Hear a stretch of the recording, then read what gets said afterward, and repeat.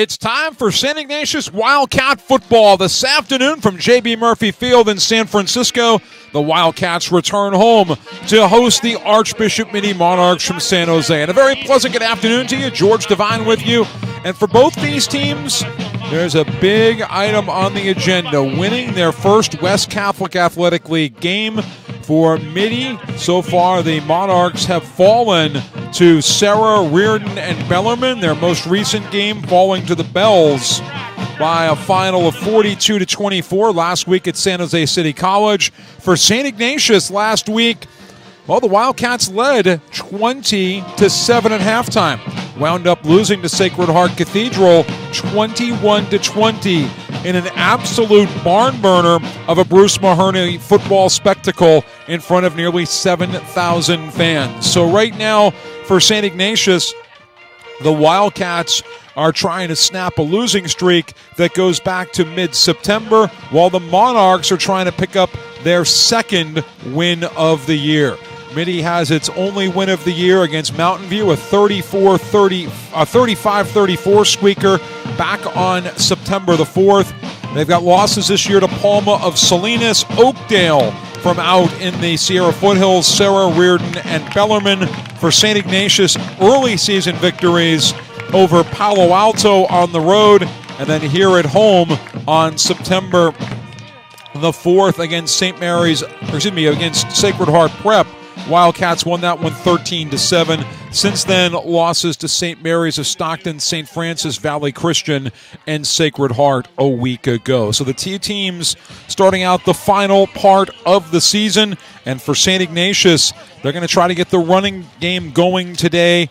Behind the offensive line, Keith Reyes and Ronan Green playing a big part in the running game this year for quarterback Aiden Smith, who's got a great target in wide receiver Ryan Ivers. Shane Crispin caught a touchdown ball last week for the Wildcats, so they're trying to get things going. And I think a player to watch for the Wildcats today, Oliver Stewart, the tight end. He's made some big catches as well. For Archbishop Mitty, under first-year head coach Danny Sullivan, Wills Towers has thrown 8 touchdowns this year as quarterback. His favorite target is Dominic Bocabella. Bocabella, good size at receiver, 6'4", 210. The senior has hauled in 20 catches for 218 yards and 3 touchdowns this year. And Danny Scudero, Mitty's other wideout target, 15 catches, 245 yards. You can call him Mr. Touchdown. He's got 4 of them. So we'll have a little bit more on today's game. Sean Lahan sat down with St. Ignatius head coach John Regalia to talk about today's matchup and how the Wildcats are coming along as a football team in 2021.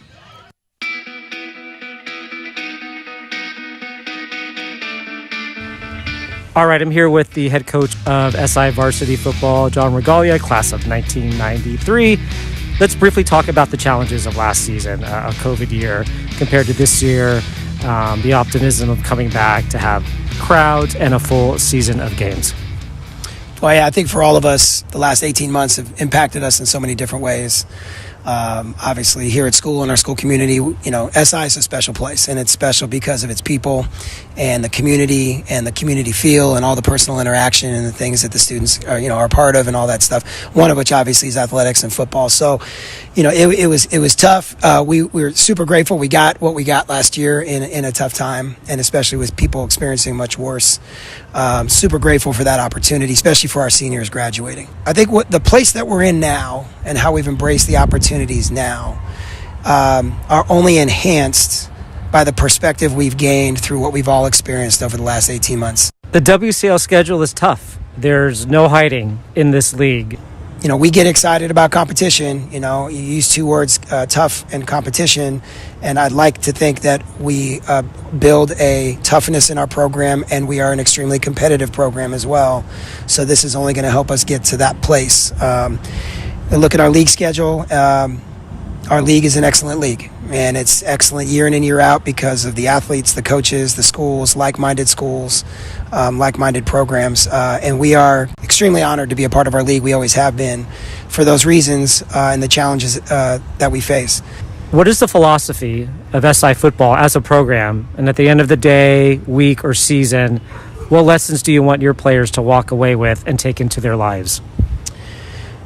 Yeah, we talk philosophy. I think culture. We want to build our culture the way within the things that we feel are most important, and that's freshman, sophomore, junior, senior year, specifically with the students that are involved in our program, and those could be anywhere from our players to our student support staff, boys, girls. We want to challenge them in every way possible. We have our set of core values that defines our culture, and we challenge our students to not just know what those core values are, but really work to build those as a part of who they are as they progress through their time here at St. Ignatius, right? It's commitment through sacrifice. It's building our brotherhood or sisterhood, right? Our relationships in the program in a specific way. It's about being disciplined decision makers. And it's also about, understanding what a competitive mindset is and how to work through adversity and work through pressure as you compete or work to the highest level.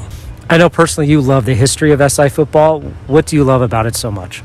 First and foremost, we've been around a long time. So that itself allows for a lot of unique stories and traditions to have been built now over a long time. And a lot of people have had a hand in building those traditions and setting the foundations of our school and our football program. And that is super special.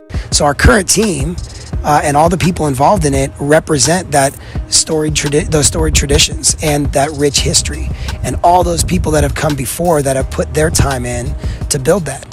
That's really important because that ultimately is who we are. And then the beautiful part is we get to continue to build that history now with our current group and build new traditions on the current and old traditions. So none of that is lost on us. The people that have come before us are extremely important to our program.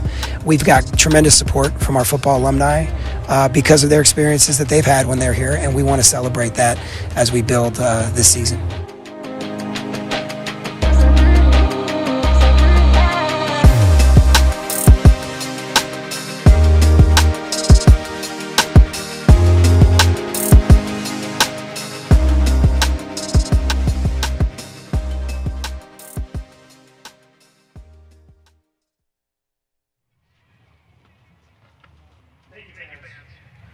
And now we begin with a prayer in recognition of October's National Breast Cancer Awareness Month.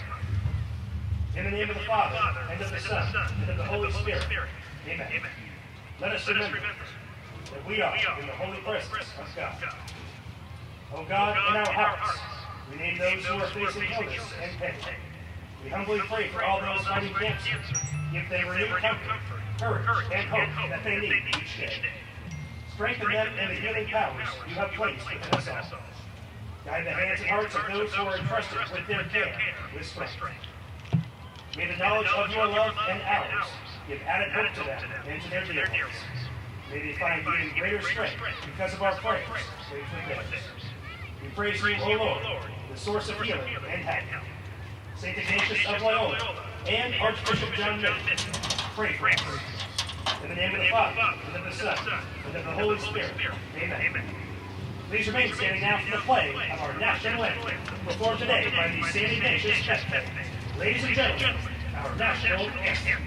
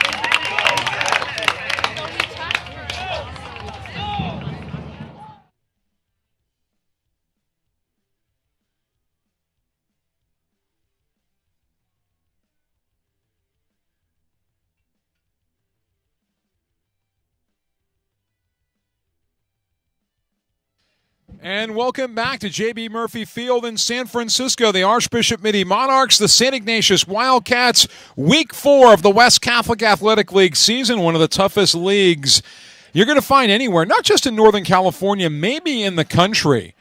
You know, you look at what's gone on in this league this year, and you've got Serra, which is probably the favorite, will play St. Francis in a couple of weeks. St. Francis knocked off De La Salle. Bellarmine knocked off a very good Central Catholic team, but then fell last night to Sacred Heart Cathedral, a team that won one game by 1 point up until last night in the season. And for St. Ignatius, looking for its first win since September. Cooper Lucy will kick off for the Wildcats. Ben Kim and Danny Scudero are the deep men. Kim is at the top of your screen, Scudero at the bottom. Temperature in the mid-70s here in San Francisco. It is, well, delayed summer. October 16th. Usually get some warm weather around this time of year, especially in San Francisco. So Lucy waiting for Kevin Lehane, our lead official, to give him the green light to kick. No wind this afternoon so far in the sunset. Scudero shading his eyes. Needs to cover this one up. Takes it from the 7. From the 12.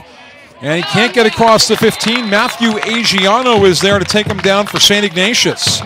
So Mitty will start out from its own 15-yard line.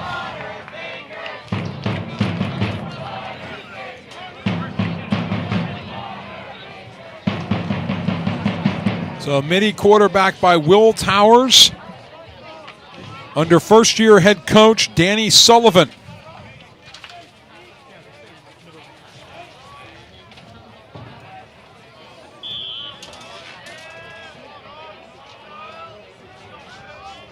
So Teron Tang in the backfield alongside of Towers. Quick screen pass over to the right. And Mitty picks up quick yardage there with Ben Kim. Kim is 14th reception of the year. So Kim drags that out to the 20, picks up 5, sets up 2nd and 5. Just getting started here in San Francisco. 0-0 our score. Pull up a chair, make yourself comfortable. I think a lot of people on this Saturday, both Wildcat fans and Monarch fans, hoping they'd have another game tonight, but they don't. The Giants getting eliminated on Thursday. Tang up the middle. And he's across the 20 for a first down. On the stop for the Wildcats, Sean McEwen.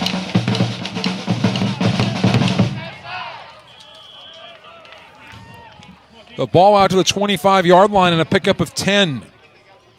1st and 10, Mitty. Monarchs have moved the ball well so far.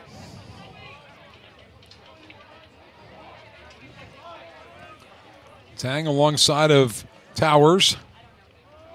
And it's Tang on the inside handoff, and this time the Wildcats read it well. Rex Bales with the immediate contact.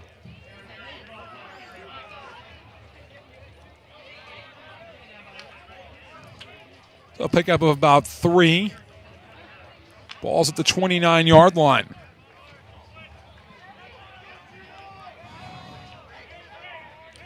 Empty backfield for Towers. Brings Thang in motion. Pressure coming. And going the way of Bacabella. Dominic Bacabella can't hold on. Covered out there by Oliver Bly. That'll bring up a 3rd and 7.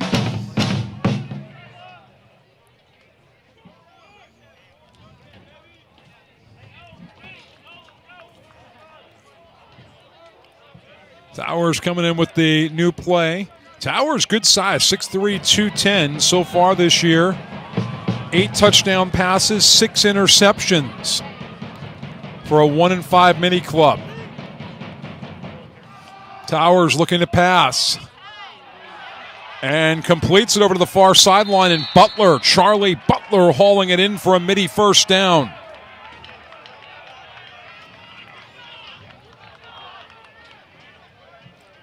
Ball's out to the 45-yard line.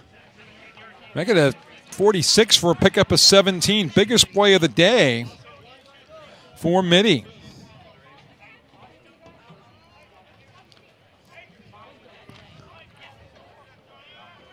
Just inside 9:50 to go in the first quarter. Butler goes back wide to the right toward the top of your screen. Thang in motion in the almost empty backfield. Here's Thang sweeping left. Great block there from Mitty. And then a great job by St. Ignatius's Charlie Pfeiffer of stopping him. Pfeiffer, who had a pick 6 last week against Sacred Heart, were the defensive play of the game to this point. There is a flag down. By the way, if the flags look a little different today, there's a reason behind it. It's Breast Cancer Awareness Week across football, and the officials are throwing pink rather than yellow flags. I know, when I first saw the pink flag, I thought maybe somebody's towel or a piece of a wristband or something had fallen on the ground. No. We figured it out.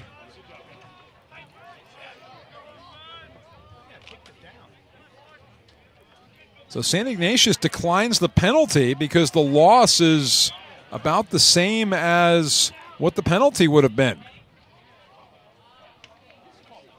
Towers throws an almost lateral to Kim, and Kim is stopped. Loose ball. The Wildcats have it, and this is going back for 6. Touchdown, St. Ignatius. Charlie Pfeiffer for the second week in a row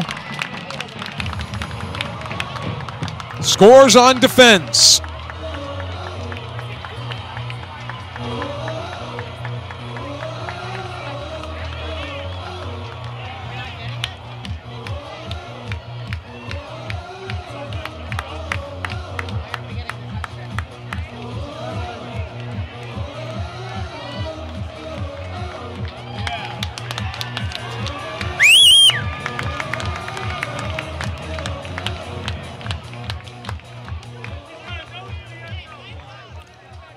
So Pfeiffer last week had a pick 6 of Sacred Heart Cathedral's Rajon Spears.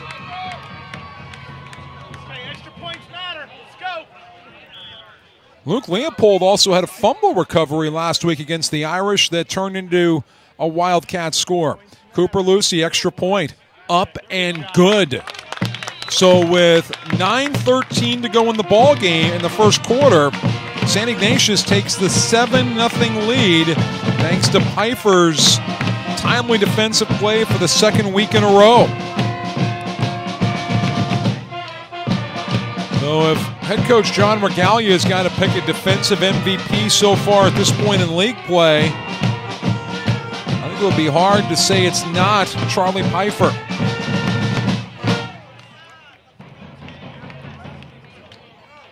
So the good news for Mitty, they'll get the ball back. Good news for St. Ignatius, well, you're going to kick off because you just scored. Bad news is your defense is going back on the field. So Pfeiffer's highlight reel right there did get you 6 points, but it didn't get you a lot of rest. Still early in the game, though. So again, it's going to be Kim and Scudero deep. Scudero at the bottom of your screen, Kim at the top. Lucy to kick off. No wind today. Short kick taken at the 27-yard line. And right there, nowhere to go. Not a lot of hang time on that kick. And Jacob Nedich, backup fullback for the Monarchs, stopped after a short return. Sometimes you'll see teams at the high school level, even at the college level, experiment early in a game with where they kick the football, just trying to keep it away from the speedsters. And on a tackle-eligible play, the Monarchs give the ball to Michael Forney, and Forney sweeps right for a couple yards. 2-yard gain for Forney. The Hawaii 5-0 theme. You know, it's interesting. Mitty High School at one point was operated by the Marianists, the same fathers and brothers who ran Reardon. They have a huge presence in Hawaii. Father Damien and the Lepers on Molokai. And that is complete for a Mitty first down. Ben Kim on the receiving end. He's down to the Wildcat 47. But the Reardon Band used to play the Hawaii Five-0 theme a long time ago, before any of these players were born. Bocabella and Scudero go wide out to the right for Mitty. The almost empty backfield. Play fake Tang over the middle, complete. And not much there for Kim. So Kim with some tough yards. Mitty gets down to the Wildcat 42.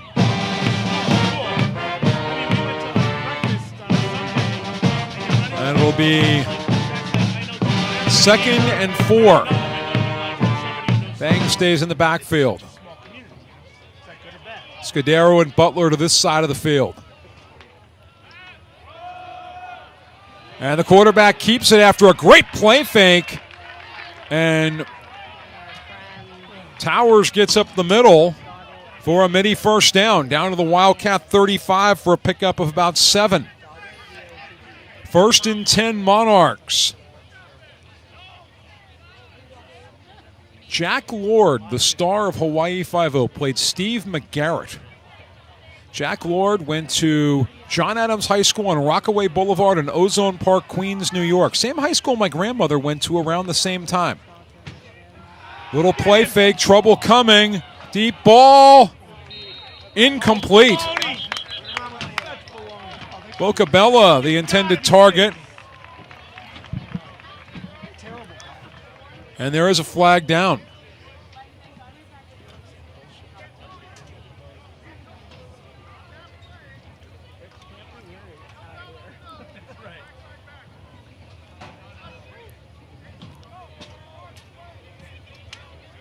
And this one's going against St. Ignatius.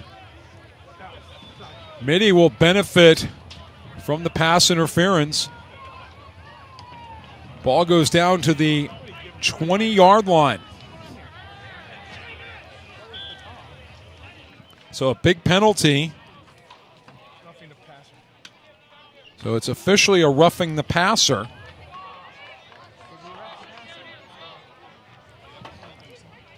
Towers stays in there. Towers throws it complete to Bocabella. And Bocabella is close to first down yardage.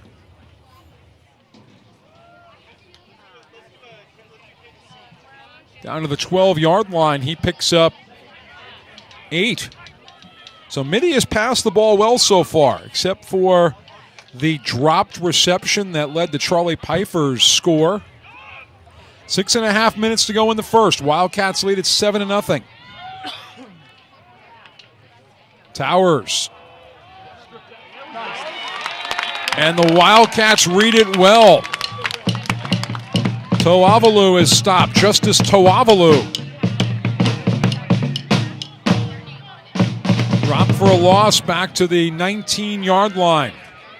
He loses 7. The Monarchs face 3rd and 9.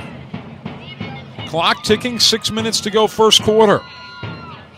Monarchs trying to even the game out after giving up the early defensive score. Bocabella and Scudero over to the right. Butler on the near side of the field. And it's going to go nowhere out of the backfield to Thang. So Teron Thang, who's averaging a little more than 4 yards a carry, gets 1 out of it. I would say generous forward progress right there. Make it 4th and 8 from the 18-yard line. Monarchs are going to go for it. Danny Sullivan showing his Riverboat Gambler side.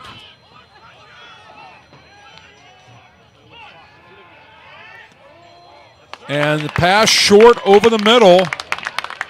Scudero the intended target, and the Monarchs surrender it on downs. So Mitty spent a lot of time right there. A little more than 4 minutes. In fact, they spent 4 minutes and 13 seconds. And they come up empty. And when you think about it, they got down to the SI 12 before a couple of big defensive plays.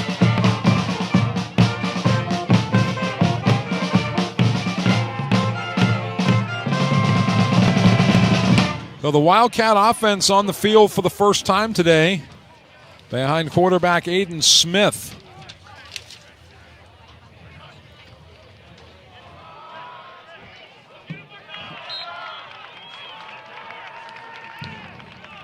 So Smith gives it to Ronan Green.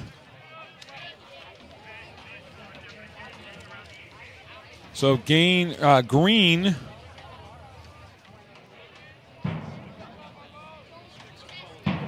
picks up 7.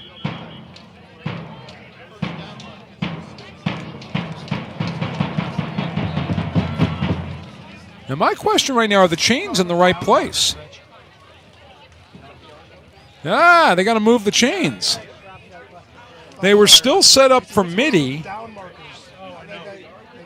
Okay. I knew that Green didn't go that far. In fact, Green went backwards for a yard. But if he kept the old Mitty chains out there, he went forward for 7. I know, it's new math, right?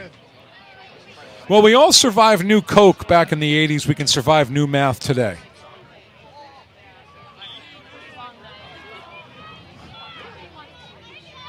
Green stays in the backfield with Smith. Smith, shotgun, a lot of time. Throws it deep, overthrows Crispin. Crispin was probably a step away from big yardage and maybe the band playing the fight song. That'll bring up 3rd down.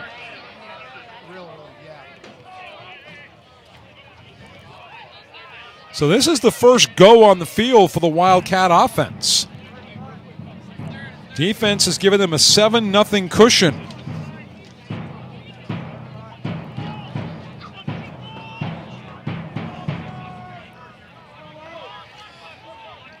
Third and 11 coming here. Smith completes it to Ivers. And Ivers has got the Wildcat first down. No, he doesn't. He's a little short.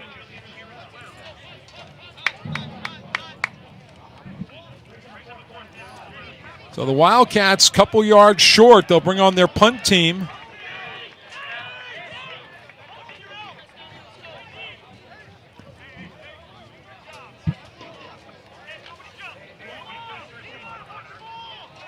Benjamin Kim is the deep man for the Monarchs. He's got to contend with a really bright, high sky today.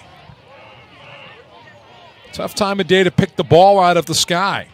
Lucy, clean snap, gets it off. Good kick. Kim backs up on this, and the momentum carries him backwards, and he gets knocked down at his own 35-yard line. That catch pushed Kim a couple yards back. Great hang time for Lucy. And the Wildcat cover team arrives in plenty of time to stop any special teams fireworks for Mitty. Well, last night in the WCAL, St. Francis dispatched Reardon 33-0.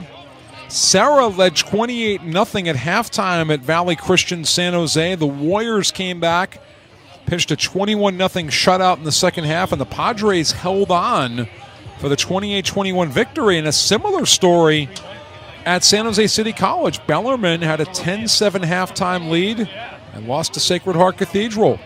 Irish have pitched back-to-back second-half shutouts.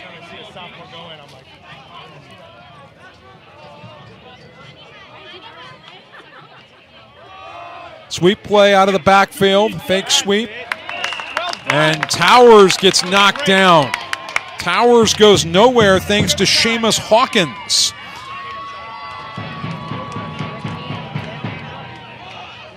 St. Ignatius has gotten great pressure all year from Hawkins, Santino Franco, and Rex Bales on the defensive front.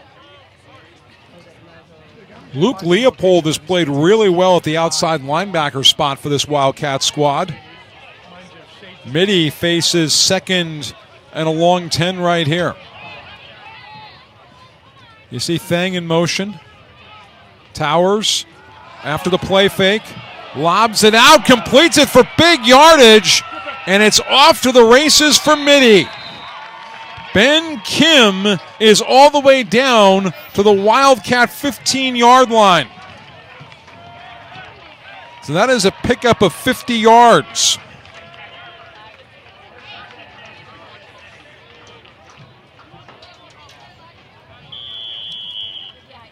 So Kim this year, 13 catches, 119 yards. His longest to this point had been 32. But right there, he stretches one out for 50. Mitty right back where it was in the red zone at the Wildcats' 16-yard line. 3:10 to go, first quarter. Towers to Thang on the sweep right. Little stutter step. And a nice little burst there at the end of the run. He gets down to the 6. It's a pickup of 9.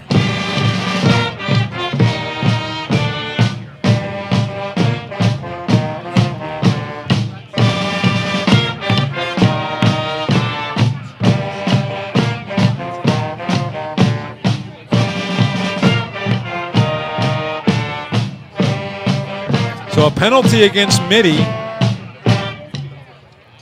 will take away the run right there.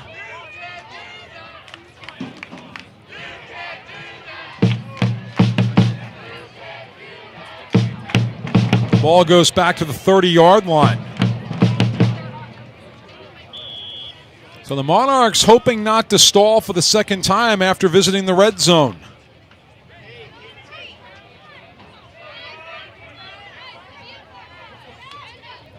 Towers with a bunch right. Gives it to Thang. The bunch will block for him. And Thang is stopped after about a 4-yard pickup. Luke Leopold at the bottom of the pile for the Wildcats.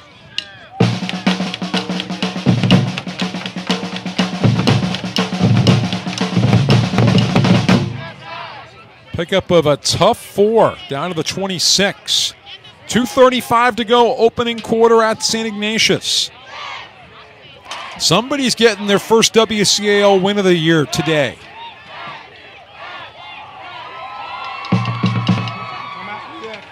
Towers, a lot of time. Airs it deep. And broken up by Oliver Bly. Charlie Butler was in great position, and Oliver Bly came in.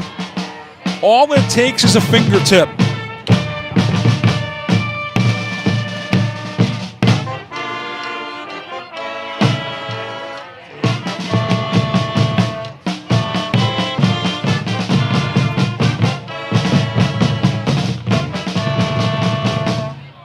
That'll bring up 3rd and 20 from the 26. Monarchs have to cross the Wildcat 6-yard line. Tualavu out of the backfield. Tualavu sweeps it right, but not far enough. Down to the 18-yard line. 6th play of the drive coming up right here. And Mitty's going to roll the dice. Nope, going to go for it. Nope, going to go for the kick.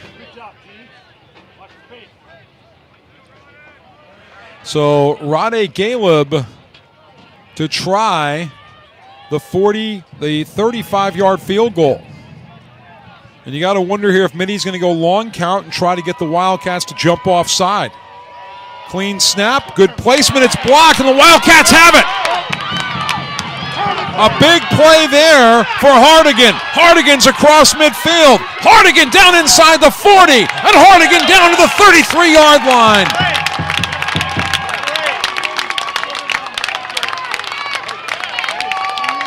Now, Alex Hardigan may not have blocked it, but he benefited from the kick being blocked.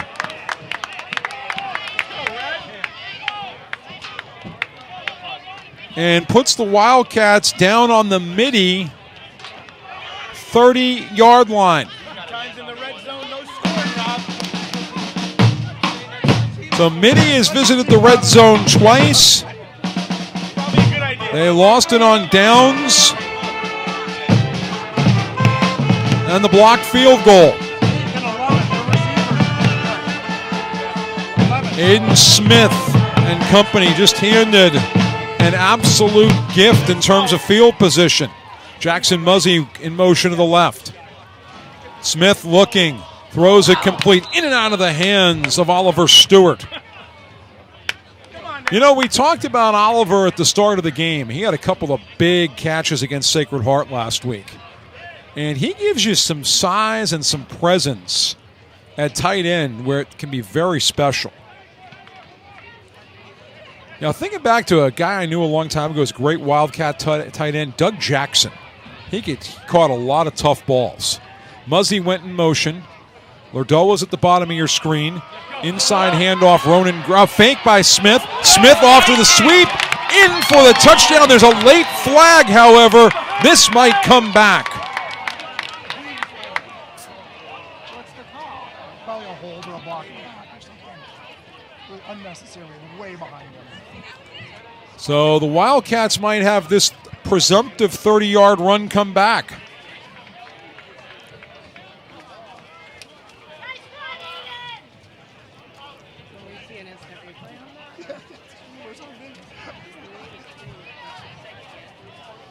Get those lights up first. Right? Any of the refs disagree with this guy?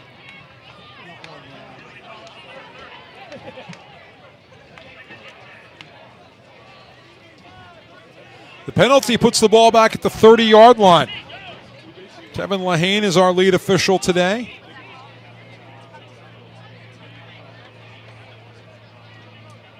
Wildcats shuffle Lordeau in there. Out in the receiving core with Crispin. Keith Reyes will go in the backfield.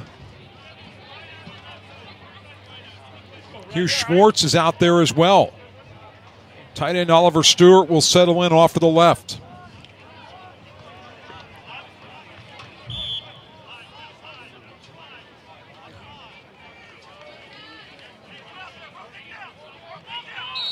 And a whistle. This is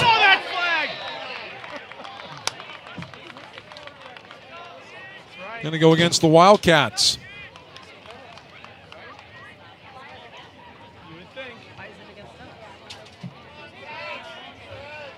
Illegal procedure. The false start moves it back to the 35-yard line. So the Hardigan gift of the blocked field goal return. Tough when you got home refs like that. Exactly. Starting to lose its luster. 1:06 to go here in the first quarter. Wildcats trying to build on a 7-0 lead. Crispin in motion to the left toward the top of your screen. Smith passes the other way and completes it to George Lordeau. And Lordell gets back to the original line of scrimmage at the 30. And he loses it, and it's Mitty's ball.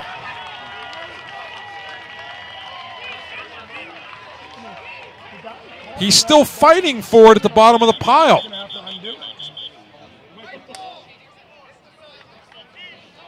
It's like red ball to me.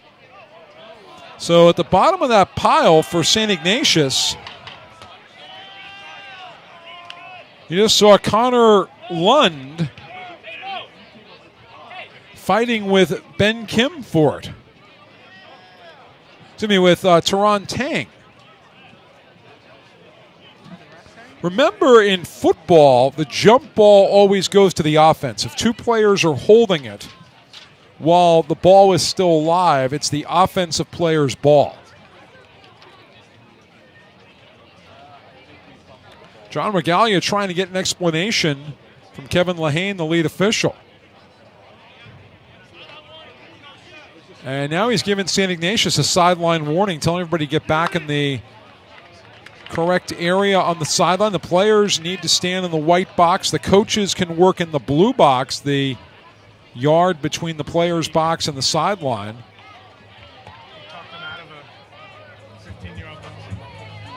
So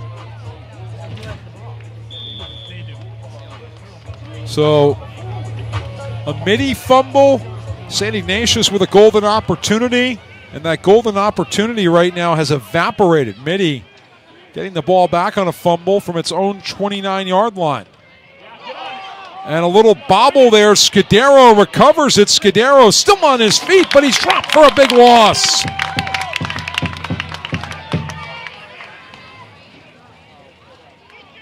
Scudero stopped inside the 20. We have a down Wildcat. And the Mitty medical staff out to have a look at the injured St. Ignatius player.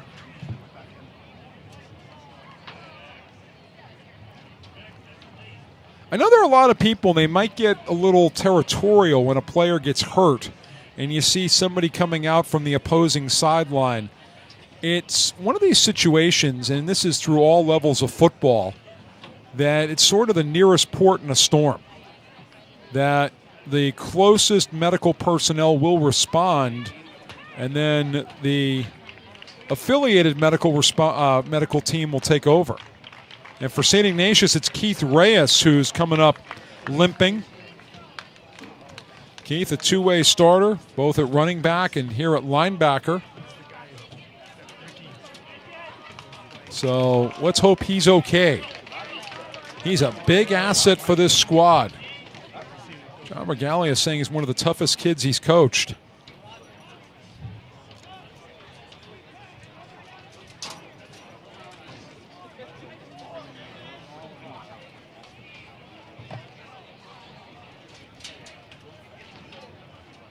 So 39 seconds left in the first quarter.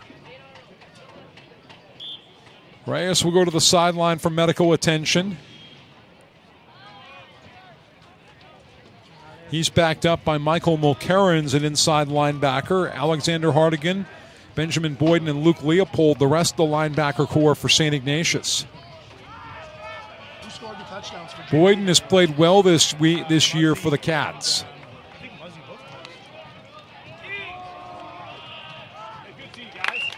And it's Koalalu out of the backfield. And Justice does not go far right there. Justice gets out to the 20-yard line. And Mitty doesn't really need to run a play right here. The Wildcats take a timeout. And that'll be their first charge timeout of the game. And I wonder why the Wildcats picked this juncture to call the timeout. Because Mitty had enough time on the play clock to basically run out the quarter. There would have been a freebie. And I think last week, if you were at the Sacred Heart Cathedral game, St. Ignatius in each half used timeouts early on that were kind of debatable and then really needed them at the end of both halves.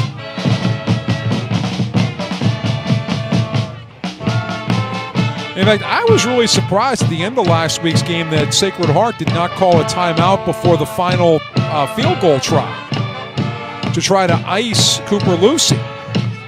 But the clock was moving. St. Ignatius had no way to stop it. If you're Barry McLaughlin, the Sacred Heart head coach, you're saying, gee, do I give them time to catch their breath? Or I hope that they just run out of time? And he chose for the latter, and he won. So coaches go through a lot when they think about when to call a timeout, when to keep a timeout. It's not easy.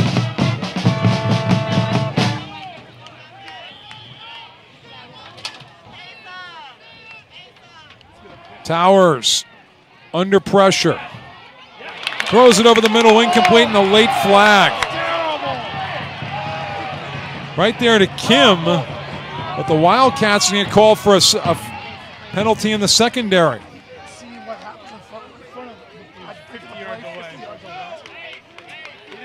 Pass interference.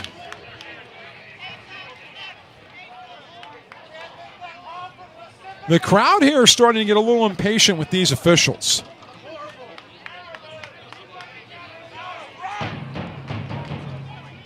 Let them play, boys.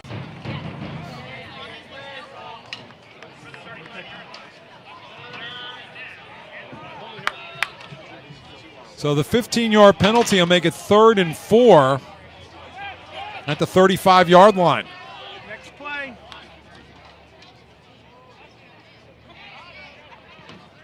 Danny Sullivan sending in a last-second play to Wills Towers. Sweep play, Thang off to the right. Stop short of the first down. And that will end the first quarter. St. Ignatius getting the stop from Otto Dreyer. I don't understand what that other call was. So that'll do it for the quarter. They're going to switch ends, and we're back to San Francisco after this. It's St. Ignatius 7, Mitty nothing on the SI Sports Network. St. Ignatius College Preparatory is a Catholic Jesuit school serving the San Francisco Bay Area since 1855. Through a rigorous and integrated program of academic, spiritual, and co-curricular activities, St. Ignatius challenges its students to lead lives of faith, integrity, and compassion. Students are enriched by a diverse and loving Christian community and are called to become lifelong learners who develop their individual talents for the greater glory of God. With a commitment to intellectual excellence, leadership, service, and justice, we strive to be men and women for and with others, responding courageously to the opportunities and challenges of our time. Courage to lead, passion to serve.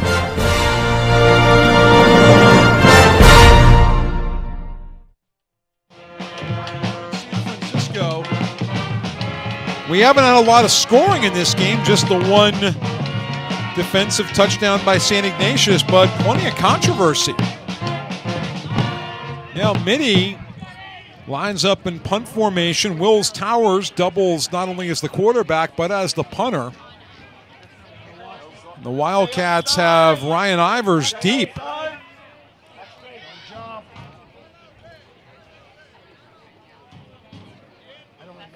But St. Ignatius just took another timeout, so they're down to 1 for the final 12 minutes of this first half.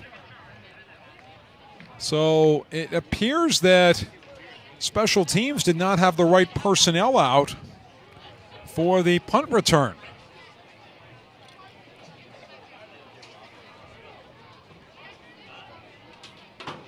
So the rest of the WCAO, all 3 games played under the night lights. Last night, St. Francis a 33-0 win over Reardon.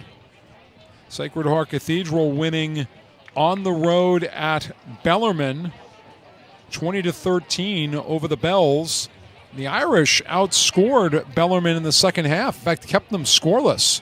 Bellarmine led 13-10 at halftime. The Irish with the 10-0, you don't want to say rout in the second half. And then Sarah, 28-21 on the road at Valley Christian. Wildcats travel to Sarah next week for a Friday night game under portable lights.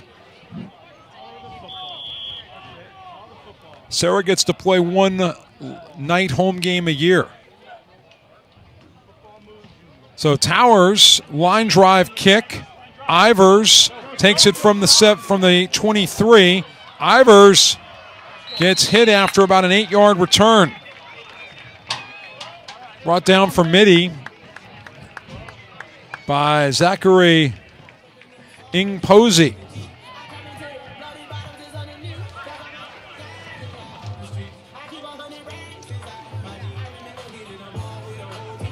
But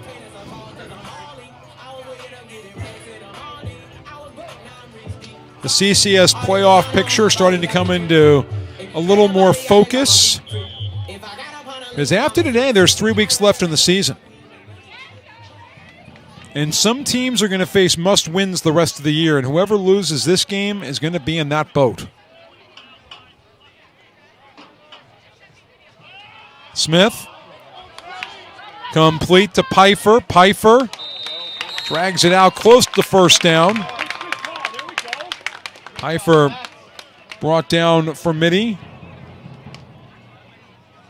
by Austin Barbeau. Barbeau, the backup corner. Ing, Posey, Mita, and Anaya, the rest of the secondary right now for the Monarchs.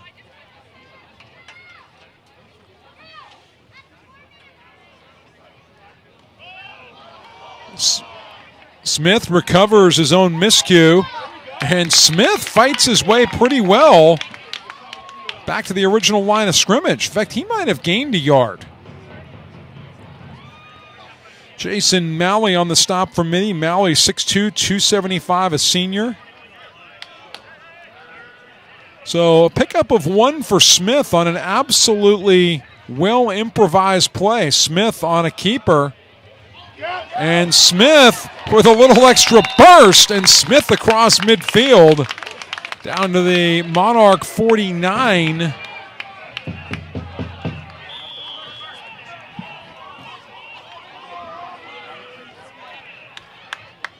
So 1st and 10 St. Ignatius from the Mitty 49. Smith with 2 doozies in a row.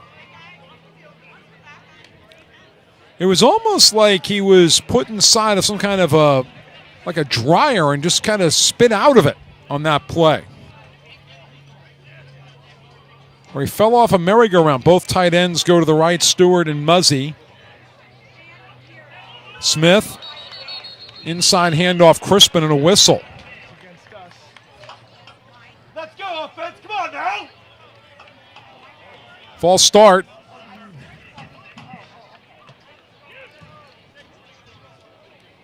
Anytime you swing 2 tight ends, you run a risk of getting called for a false start.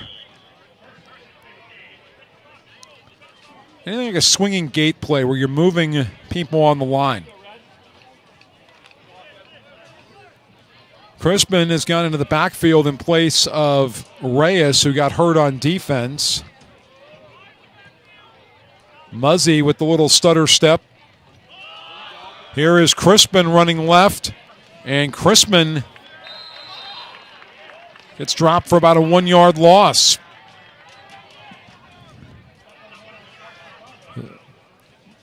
Ing Posey on the stop for Mitty. Posey, 6 feet, 170-pound junior. Good size in the secondary. Mitty's got a couple of 5'8" guys on the corner, but Ing Posey brings linebacker size to the safety spot. 9:12 to go. Opening half. Wildcats lead at 7-0. Facing a 2nd and 16. Smith on the long cadence. Goes deep. In and out of the hands of Ivers. And it's incomplete. Ivers did not have control until he had passed the sideline. Remember, in the high school game, it's control of the football with your hands, 1 foot in before you cross the sideline. He had the foot in. He did not have control.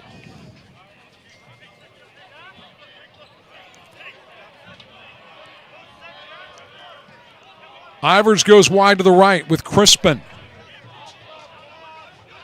Ronan Green in the backfield alongside Smith. Mitty, the 4-man front, has gone into a bit of a nickel here. Now Crispin in motion. He'll line up as the slot left. Smith with time. Smith throwing it deep.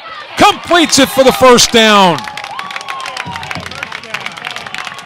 Completing it to Ryan Ivers. Ivers is down to the 37-yard line of Mitty. Pickup of 16 yards.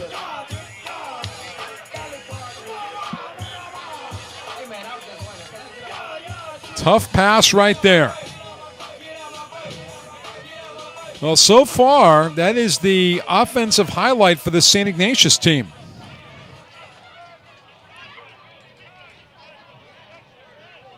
Ivers is the wide man on the right. Crispin goes over there. Stewart is lined up as a slot man. And it's complete. And a nice pass there for St. Ignatius. Getting it to Hayden Jacob.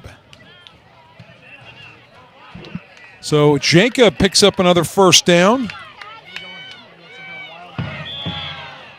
Wildcats are down to the 34-yard line.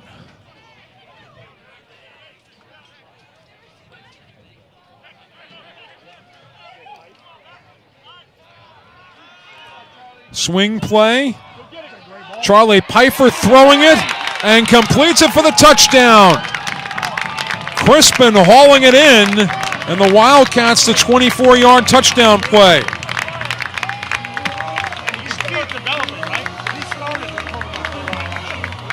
Pfeiffer to Crispin.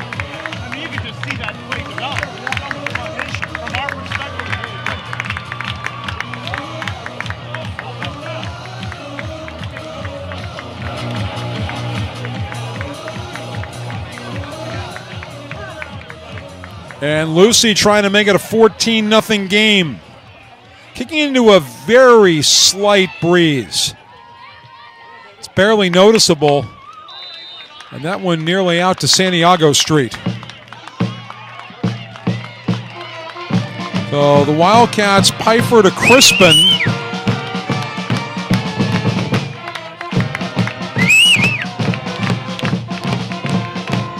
And down on the Wildcats sideline, Charlie Pfeiffer attracting a crowd. He's been Mr. Human highlight film the last couple of weeks. By the way, I know a lot of you caught last week's game on Channel 20. Channel 20 had its largest audience in a primetime evening in recent memory for the Wildcats and the Fighting Irish last week. They had a Nielsen point. Nobody remembers the last time Coffee TV 20 had a Nielsen point on a Friday night.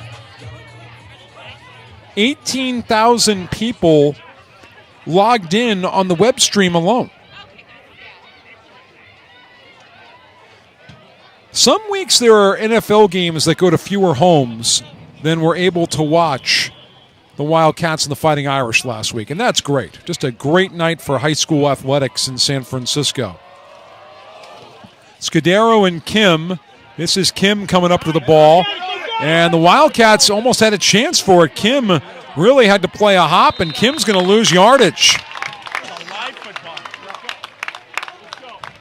Yeah, I think everybody holds their breath on those plays and says, okay, he's going to let it drop somewhere. No, on a kickoff, you can't let it drop anywhere.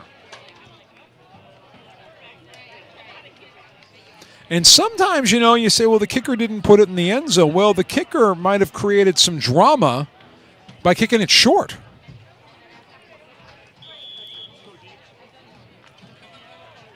Because, for a kickoff return team in high school, if the ball's kicked into the end zone, your job's easy. You don't return it. If the ball is kicked short of the end zone, yeah, one of your fast guys gets it, but if it's kicked, lands, like let's say, between the 10 and the 35, it could be a lot of trouble. Towers throws it for Butler, complete. Butler's got the first down from Mitty.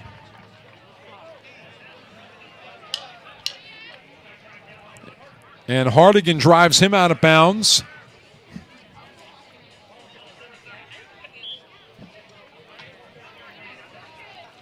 So a 12-yard gain out to the 32.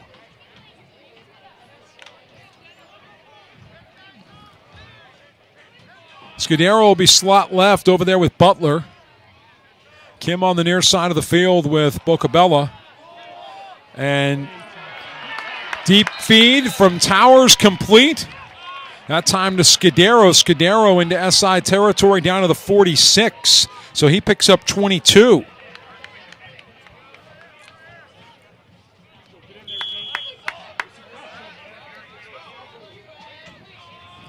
So Mitty's offense clicking, but the red zone has been where the Monarchs run into trouble. They've turned it over on downs. They've had a blocked field goal.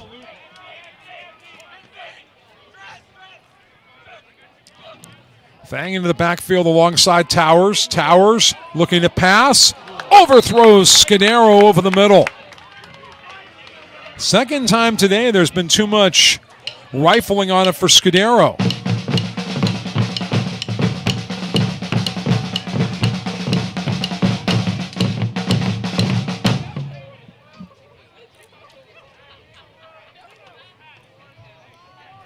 So 2nd and 10 from the Wildcat 47-yard line.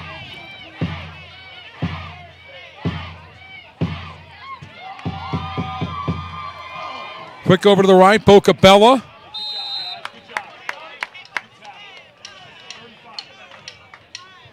Bocabella gets about 3 out of it, down to the 44.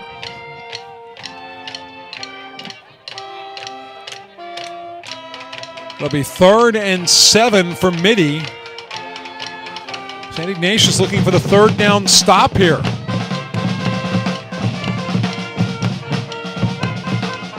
Wildcats are going to go in a little bit of a nickel look right here with a 4-man front.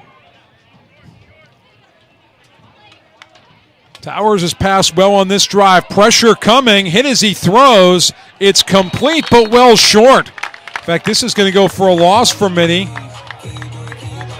Looks like it's Scudero who caught it. It is Scudero. He lost a yard. And Towers took a lick as he got rid of it. Clock ticking, 7:35 to go in the half. Mitty still has 3 timeouts remaining.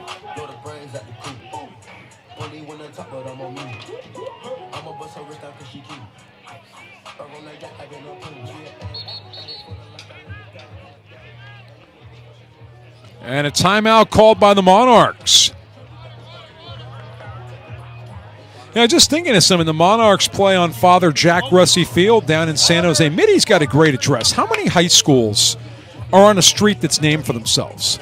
They are at 5000 Mitty Way in San Jose, right off the Lawrence Expressway where Santa Clara, Cupertino, and San Jose all touch each other. But their football field, Jack Russey Field, named for Father Jack Russey, a St. Ignatius grad.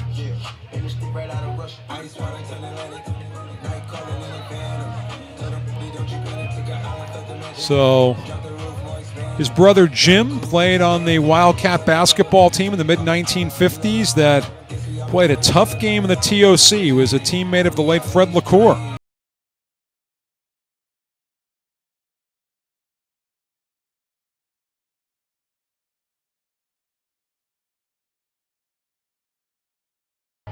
So 4th and 9 coming up here for Mitty. Wills Towers also handles the punting for the Monarchs. Wildcats will send Ryan Ivers deep.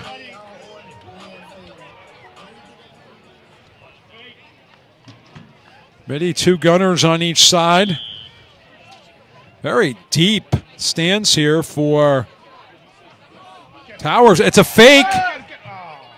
And that is not going to get caught. Incomplete pass.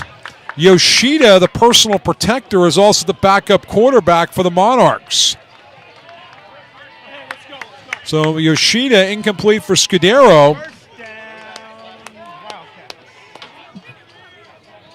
So Yoshida this year as a passer is now 1 of 11. He's thrown 2 interceptions.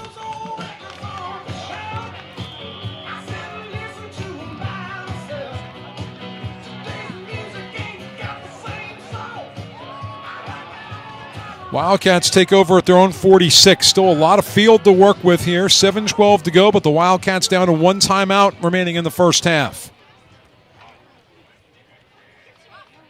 2 receivers to the left. Handoff out of the backfield to Schwartz.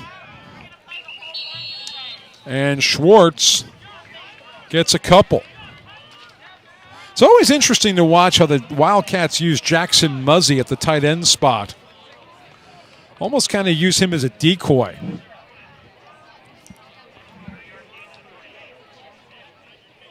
Kieran Galvin Quinn is checked in for St. Ignatius.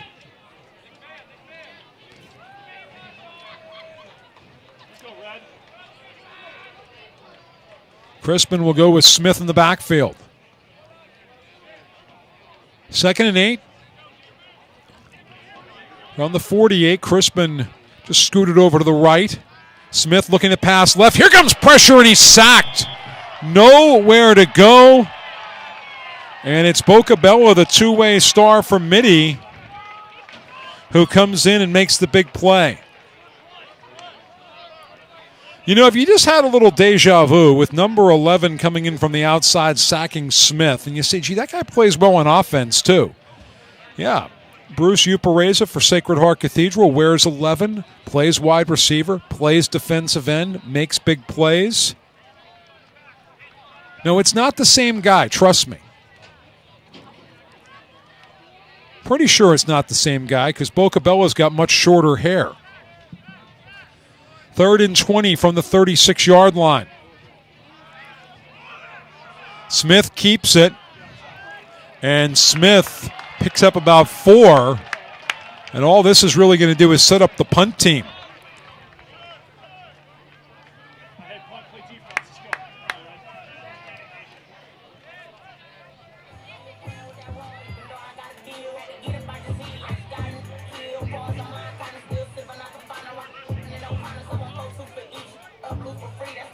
Ball's at the 41 with 5:02 to go in the first half. Lucy's going to punt it. He'll have a little bit of a wind in front of him.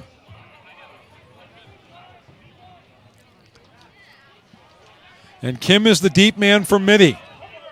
Kim at his own 29 gets chased down, breaks away, still evading tacklers, gets to the 30. Well, he probably ran about 20 yards right there to pick up 3 on the return. That's got to be frustrating.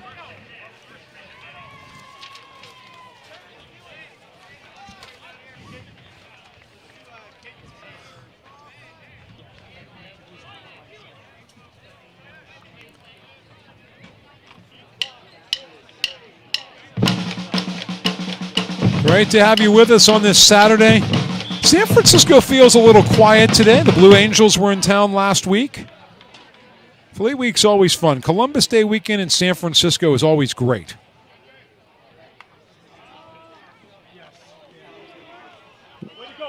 Towers keeping it himself. Leopold on the stop.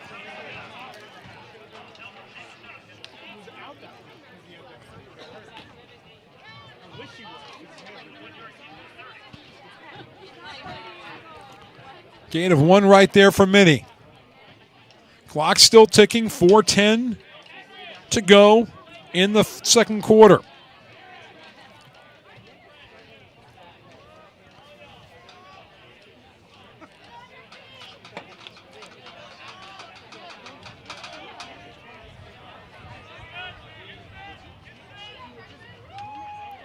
Mitty sends 3 wide to the left. That's where Towers is looking. Shows the screen for Kim, and Kim drops it. Boyden on the coverage. Wildcats will check Otto Dreyer back in up front. Wildcats do a lot of shuffling on 3rd down. Bring out Santino Franco. Seamus Hawkins will also come out.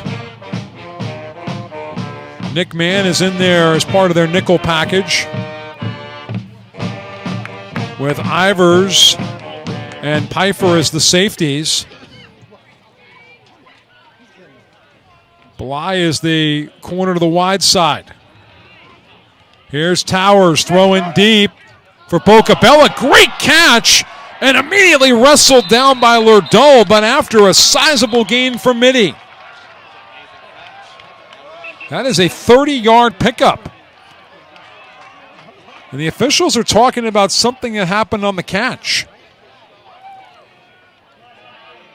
There is a flag down. Well, if the flags weren't pink this week, they'd be yellow, and I don't care what the color is. I think the fans are tired of them by now.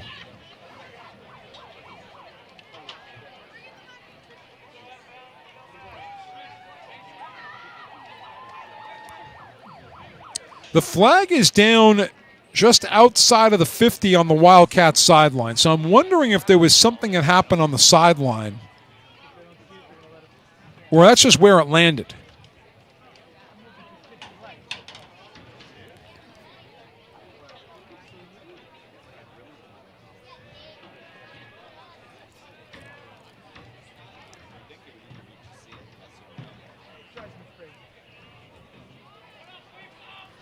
So Kevin Lehane's crew taking its time.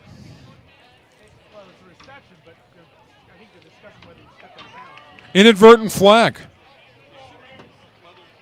Well, a lot of sizzle and no steak right there.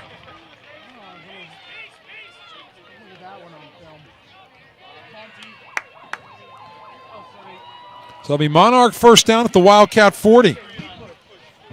But a great catch by Bocabella.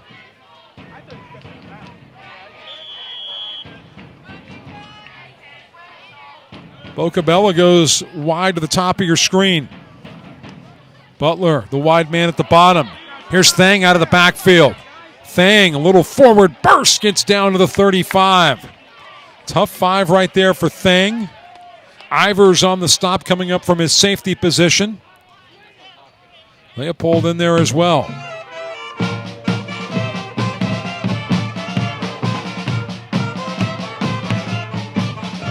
Coming up on 3 minutes to go in the half. Mitty has 2 timeouts remaining.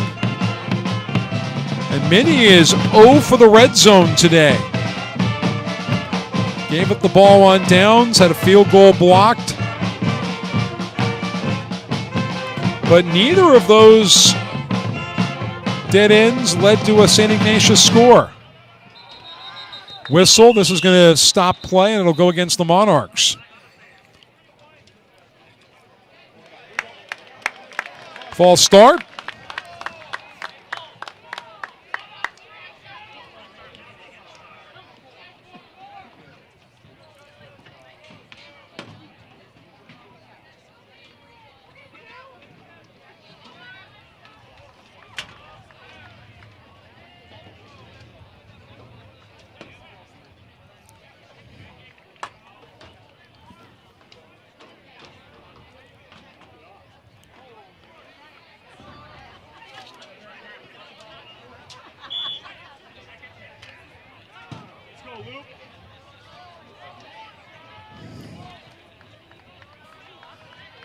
Second and 10, 40-yard line. Inside handoff. Tuavalu. And Tuavalu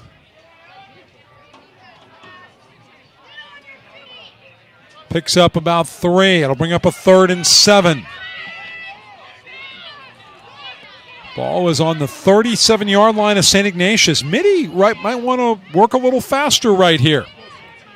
Santino Franco is going to check back in for Otto Dreyer for the Wildcats.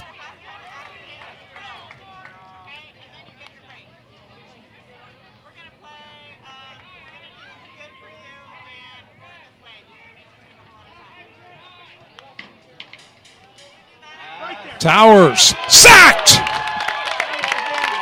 Towers did not see that coming. Leopold and Hardigan on the stop.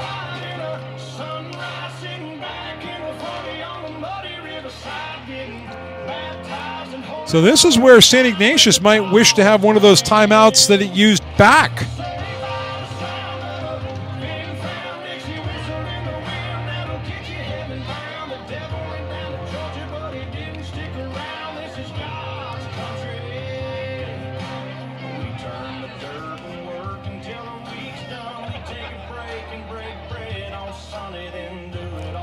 Wildcats have used their final timeout here to preserve some clock.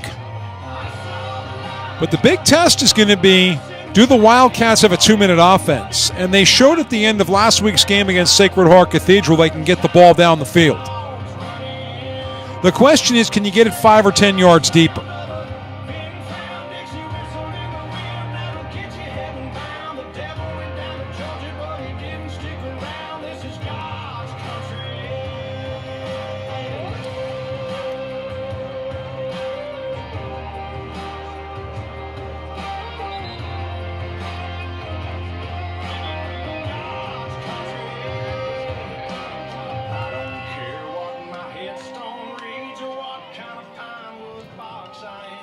Chains still need, well, the chains are fine. Crispin is the deep man. Towers also punts for the Monarchs. Remember the last time the fake punt to Yoshida. And a fair catch called. And this is going to roll into the end zone, so the Wildcats will get a free 20 yards out to the 20. They've got 1:12 to go 80 yards for a score. Some combination of the offense with no timeouts, and perhaps Cooper Lucy for a field goal.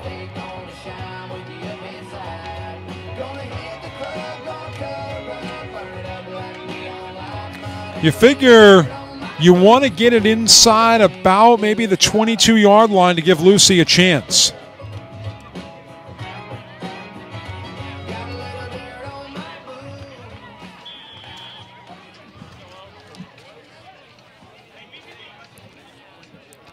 So Smith at quarterback. Smith, quick throw. Completes it to the far sideline to Oliver Stewart. Stewart stays in bounds. Wildcats have to hustle right here.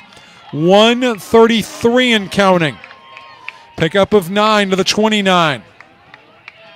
Probably need to move a little faster. Ronan Green in the backfield with Smith. Probably there more for ceremonial reasons at this point. Smith completes it for the first down. That'll stop play, stop the clock. Ivers, the receiver, out to the 37-yard line. That's a pickup of 8. Clock will stop to move the chains. Clock starts at 1:12 to go here in the half. Smith, sideline. Ivers out of bounds. That'll give the Wildcats a free timeout. And they're right on the whisker of the first down marker. So they pick up 9 right there to the 47. It'll be 2nd and 1.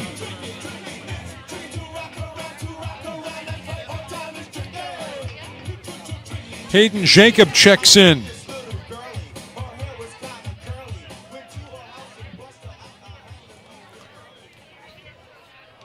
Second and 1. Smith. Handoff Green. Green's got the first down to midfield. He picks up 3. That'll stop the clock with exactly 1 minute to go.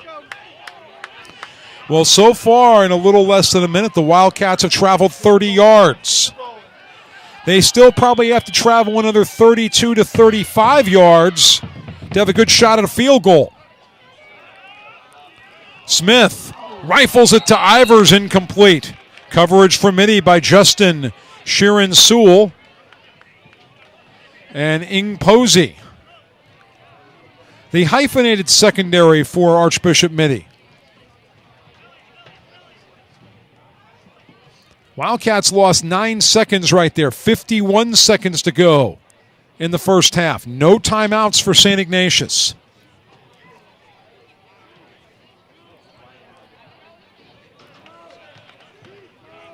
Crispin is the slot man on the right. One of the first guys Smith will look to passing. He looks left. Now he looks right. Now he unloads it, and he completes it to Ivers.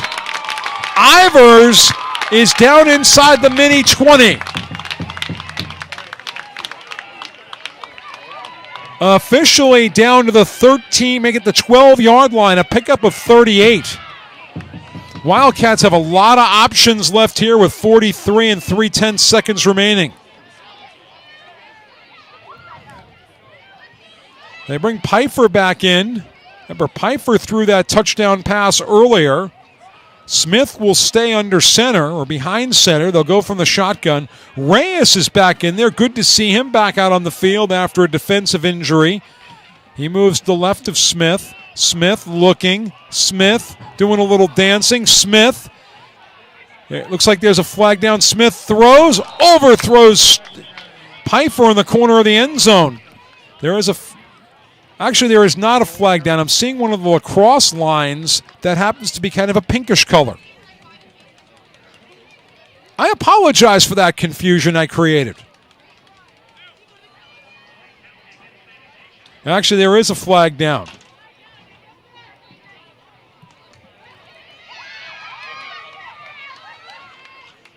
You know, the color of the flag should always contrast the color of the field.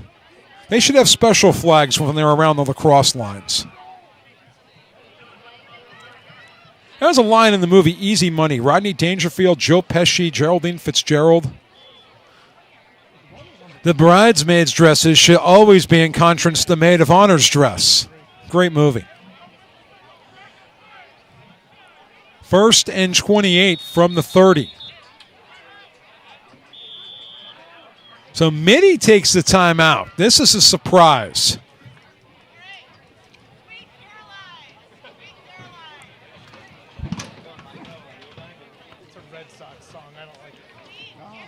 So the Wildcats had been sitting pretty.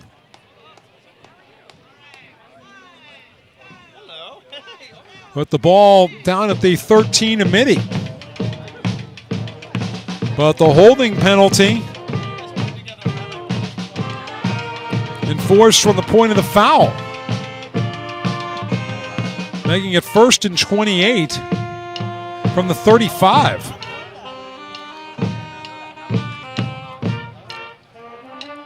The Wildcats have gone a long way, and you want to come out of this with points.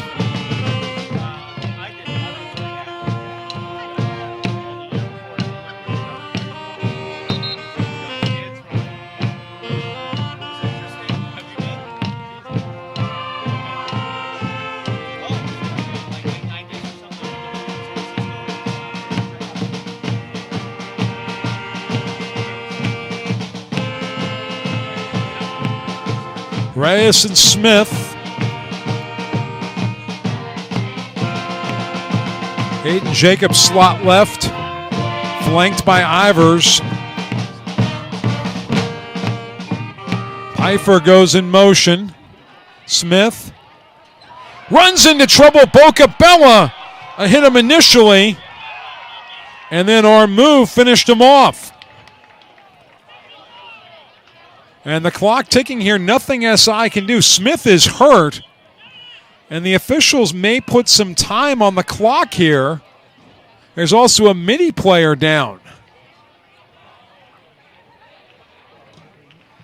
But the clock did not stop as soon as the whistle was blown, so the officials might take a look at things here and add some time on the clock. There's 19 seconds remaining.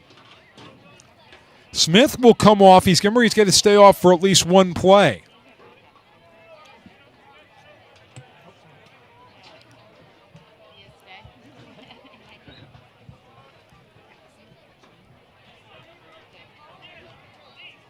And Smith kind of plunking his helmet down as he goes to the bench.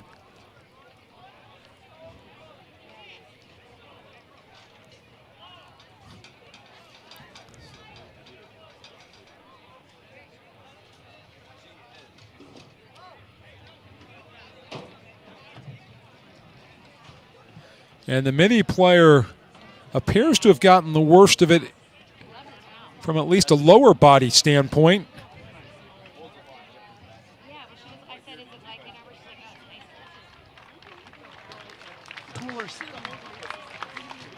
It's good to see him getting up. That's Austin Barbeau for Mitty. Barbeau, an outside linebacker, part of that linebacker core with Tika Reed, Cooper Graham, and Teron Tang. So 19 and 1/10 seconds remaining. Wildcats will have to improvise here at quarterback. And Pfeiffer, who threw a touchdown pass earlier to Shane Crispin, he's got Crispin lined up with him in the backfield. So Pfeiffer with the play fake. Pfeiffer's going to go up the middle. Remember, the Wildcats cannot stop the clock. And that should do it for the first half. Time is going to run out on SI. The Wildcats headed down to the Monarch 13, and then penalties spoiled the day. St. Ignatius settles for a 14-0 lead at the break over Archbishop Mitty. That's how our first half wraps up on the SI Sports Network.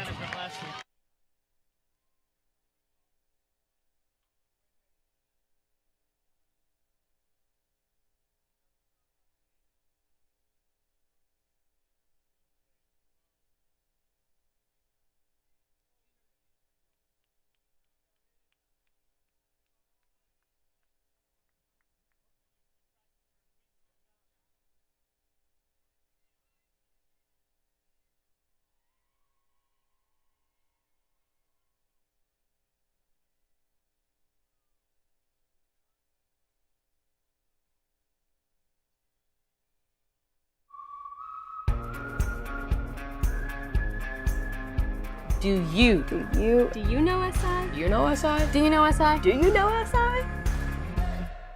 I chose SI because it's a high school community that everybody's excited to be in. SI is the kind of place you don't have to choose between being an athlete and an actor. Kids that do arts, kids that do sports can really be friends. We're all so different, and we celebrate that. Everyone together, no matter who you are, is so enriching to be with people that have the same love for your school as you do. The stuff that you learn here isn't just math and science, it's how to be a better person. I think a lot of Jesuit values have helped me, even though I'm not a Catholic person.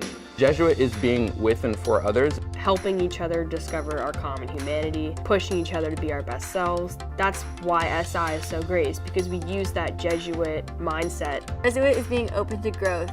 High school is definitely trial and error. Being able to try new things or experience new things. You have many opportunities to become a new person and really express yourself. Jesuit is being intellectual. The things you're learning in the classroom, you're fully encouraged to take out into the world and to apply to your personal experience. Jesuit is being religious. Our motto is finding God in all things. It's about finding a way to be connected to God that's unique to you. Jesuit is being loving. It all starts with finding yourself and loving yourself. No one's left behind. Everyone has a place. Jesuit is being committed to justice. I am so grateful for what I have, and now I want to help the world. So if it does improve and progress. Jesuit is being called to leadership. Leadership is not really about the roles, the names, the titles that you're given. I think SI provides a lot of opportunities for students to lead, whether they feel like they're the outspoken leadership type or they don't think they'd ever be seen as a leader. You are a leader in some way or another. This is Jesuit. This is Jesuit. This is Jesuit. This is SI.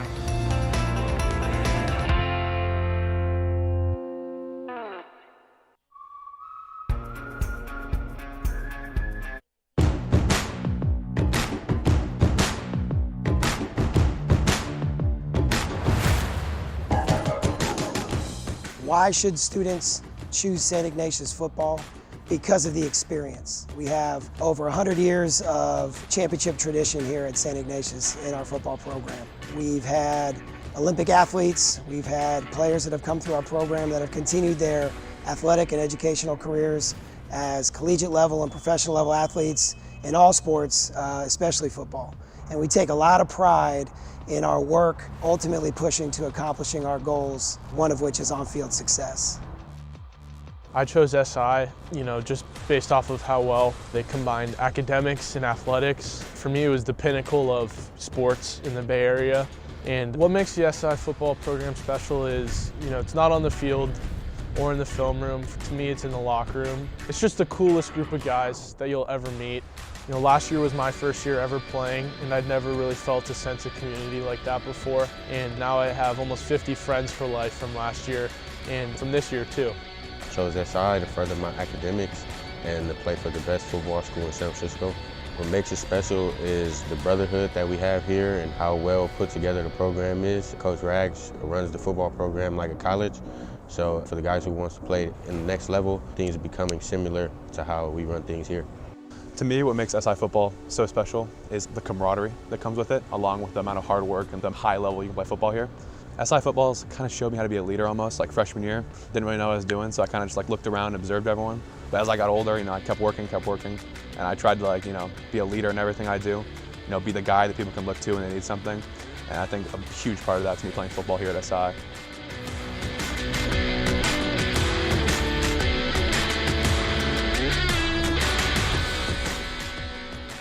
Being an SI student athlete carries a lot of weight. It's countless hours after school, before school for some sports, 6 days a week. So it's definitely really tough, but it's all worth it in the end. You're representing the school, and you have to do so in a respectable way. SI football has shaped me to be the person I am. Before SI in general, I wasn't even able to look somebody in the eye and have a full-on conversation with them. They shaped me to be a better person. We work hard on and off the field, and I always look forward to wearing red and blue. SI football is it's everything. It's competitive, it's fun, and it's the best program in San Francisco. SI football is family. SI football is a brotherhood.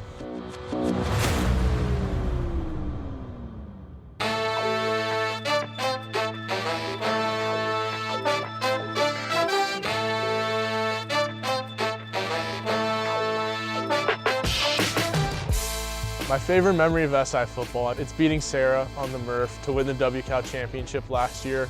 The stands were packed, down to the wire, goal line stand to end it on an extra point. It really doesn't get better than that. I define that as the quintessential St. Ignatius experience. St. Ignatius students choose St. Ignatius football for many reasons. We are extremely excited about the expansion of our facility, specifically with the lighting of J.B. Murphy Field. We will now host home night games on campus here, and our program and our team and our student athletes and coaches are extremely excited about that opportunity to host Friday night football here on campus. If you are a student that is looking for an academic challenge, looking for an athletic opportunity to achieve your goals, but also come together and achieve team goals at the highest level possible, then you're looking for St. Ignatius. Welcome to Wildcat Football.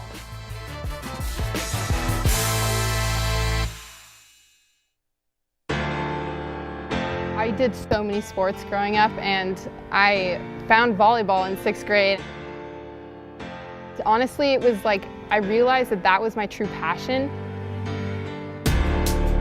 I knew that I wanted to be at a school that could challenge me academically, but also challenge me athletically.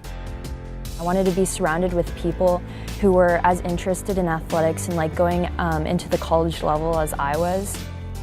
You have all the support around you that you really need to do well, and so that was something that was really important for me. In order to succeed and accomplish my goals, I would need that support, which SI provided for me.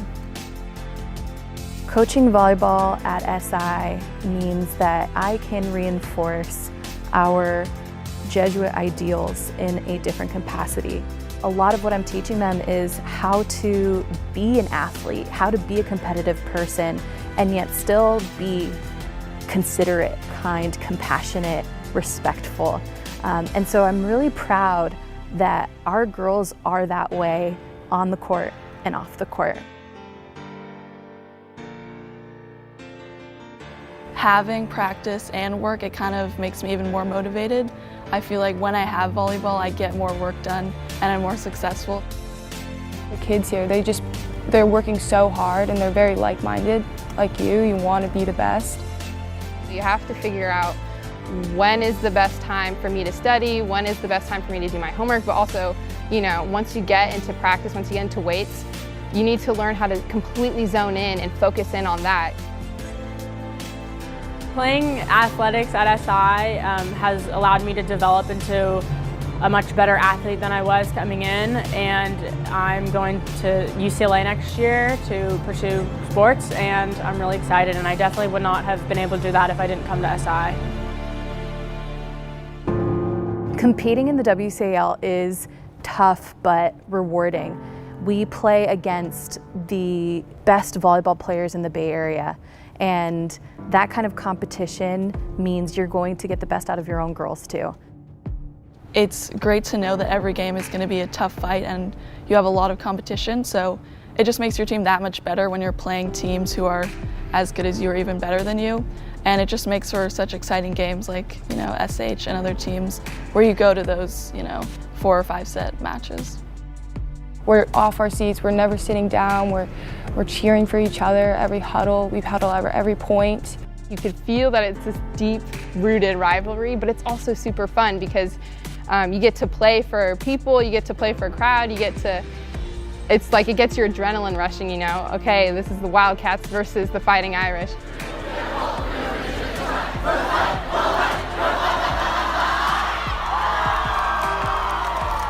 I am an alum of SI. There's a reason why I'm back, and it's because of the people that I met here and the lessons I learned. I value those so much that when I went on to college and even in teaching at another school, the opportunity to come back here and be a part of it was something that was a no-brainer for me. And that's because of the people and the opportunities that I had here as a student and an athlete. It makes me really proud to be, a Wildcat. I get to play for SI, and then, later on in life, I'm an alumni, and I will be proud to say that I'm, an SI volleyball alumni. SI means so much to me. I just want to show other schools and just everyone that this is what SI is.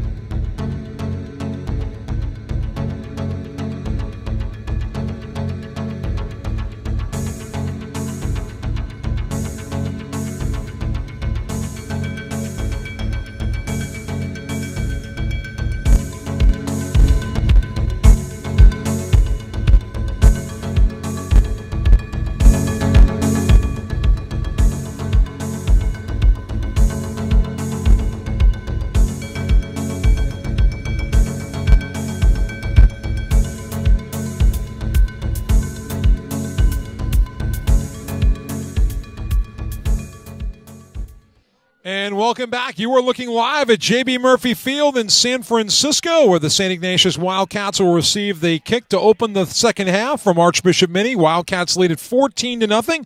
George Devine alongside of Neil Naronha joining me in the booth. Neil, good to have you alongside. Thanks for having me. All right, Neil will be with us for the third quarter today. First time we've seen Mitty's place-kicking efforts today.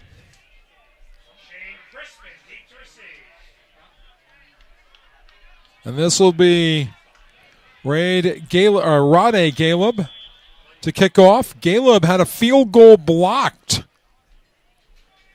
Crispin, one of the deep men for St. Ignatius.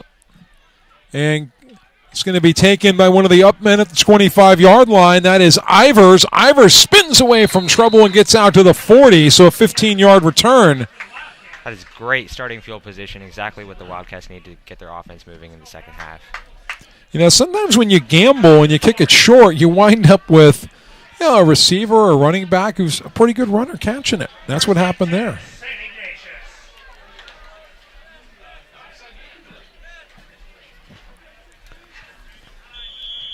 The Wildcats still without Aiden Smith, who injured himself in the last drive of the first half.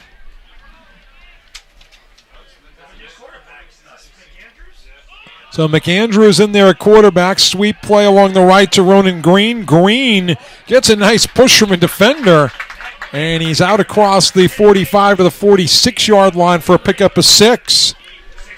Well, right there, you know, I think we saw a good example. Sometimes the defense can help the offense inadvertently. And it's been good to see Ronan Green back following the injury to Reyes. He didn't get too many carries last few weeks, but he's been great today.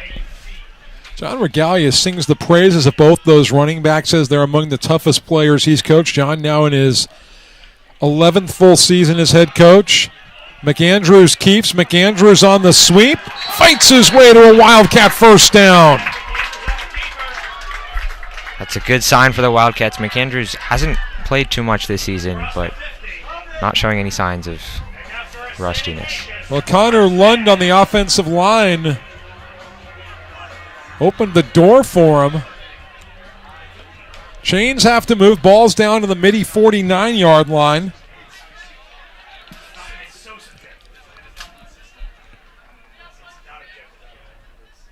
That's Jackson Muzzy in motion.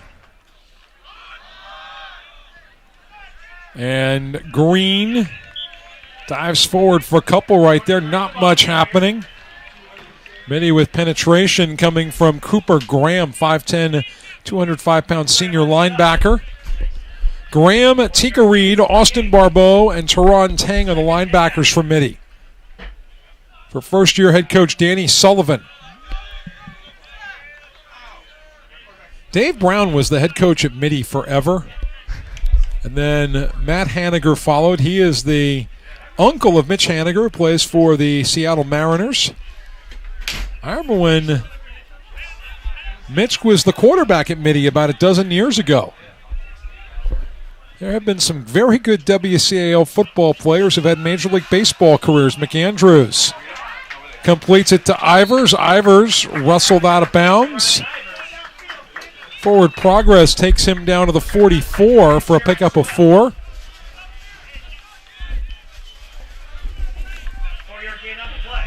Big third down here for the Wildcats. They'll want to start off the second half on a nice note.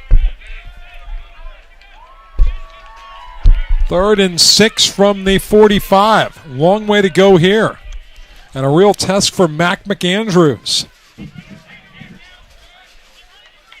Smith is on the sideline. He's wearing a headset and looks like they've hidden his helmet.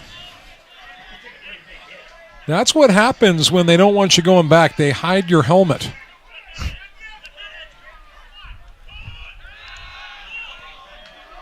And that's picked off. Beautiful play there by Stephen Anaya for Mitty. Could we see a comeback here for Mitty? They're not too far out of this game. They've had some nice offensive drives, but just not able to get past that 30-yard line. Well, I think the big problem for Mitty right now is their failure to convert in the red zone And until you do it, you know, it's hard to prove it to yourselves. And for St. Ignatius, Wildcats had a great opportunity at the end of the second quarter. But I think burning a couple of timeouts right around that first quarter break really hurt them. Yeah, and then the sack, injury to Smith, and penalties put them far out of field goal range. So Will Towers and company will go back to work. They've moved the ball well today. They just haven't finished drives. Scudero on the fly sweep. Scudero evades one defender. Scudero picks up about 7 yards.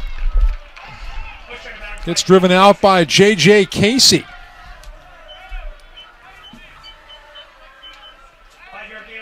They call it 5. But Mitty has used that misdirection well this afternoon. Both these teams looking for their first WCIL victories.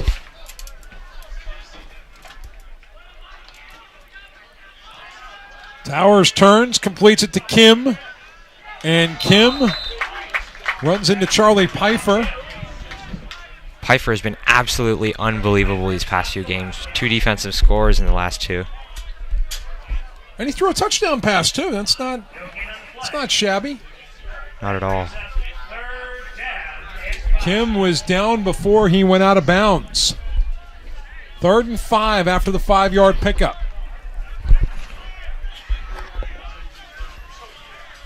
Scudero is slot right over there with Butler. Kim to the near side with Bocabella. Wills over the top, incomplete for Bocabella. Just behind him there. That was a missed opportunity. There's a flag down. And if it's on Mitty, I think SI declines it.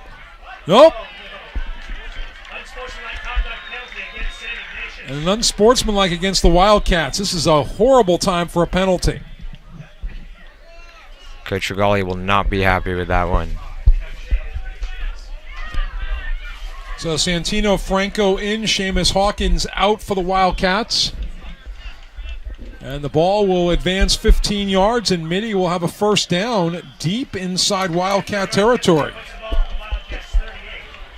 Down to the Wildcat 38.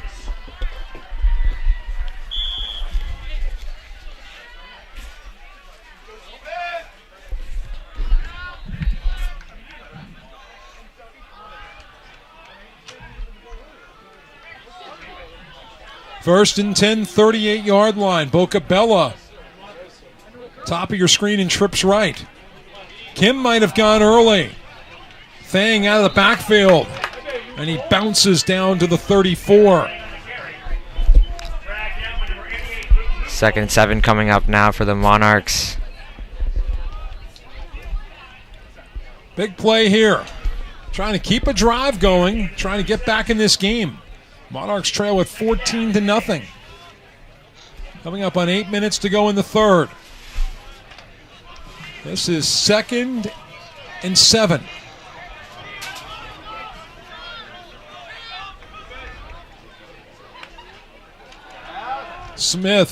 Towers under pressure, sneaks away. Towers picks up the first down and a whole lot more. Inside the red zone, that is exactly what they needed.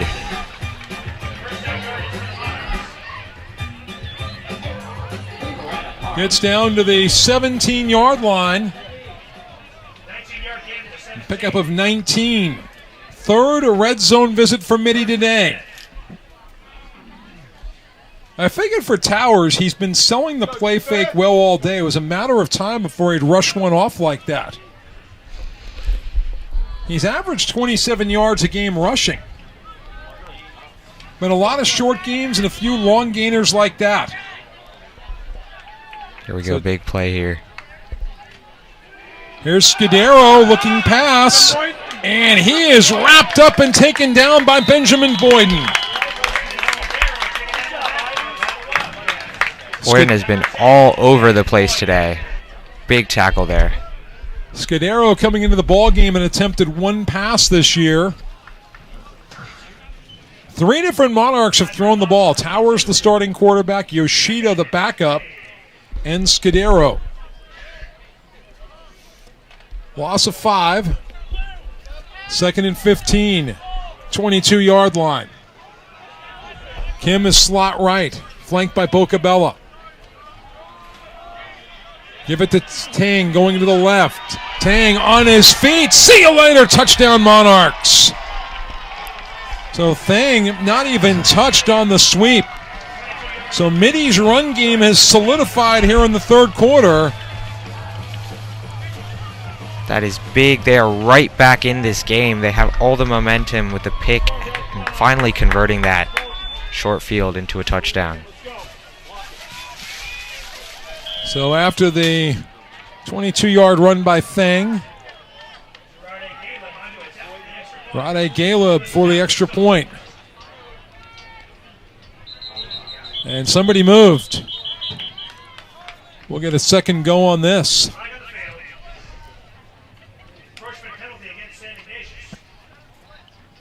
Yeah, this is an interesting call right here. Usually with an encroachment, the officials let the ball go through, and they give the kicking team the option of, do you keep the 1 point, or do you want to kick it closer, or do you want to go for 2? St. Ignatius had that option last week, took points off the board, and it cost them in the end. Clean snap, good kick. And it's good. And it's good for the Monarchs. Just a 7-point game now. The Wildcats need something to happen. So the Wildcats will get the ball back with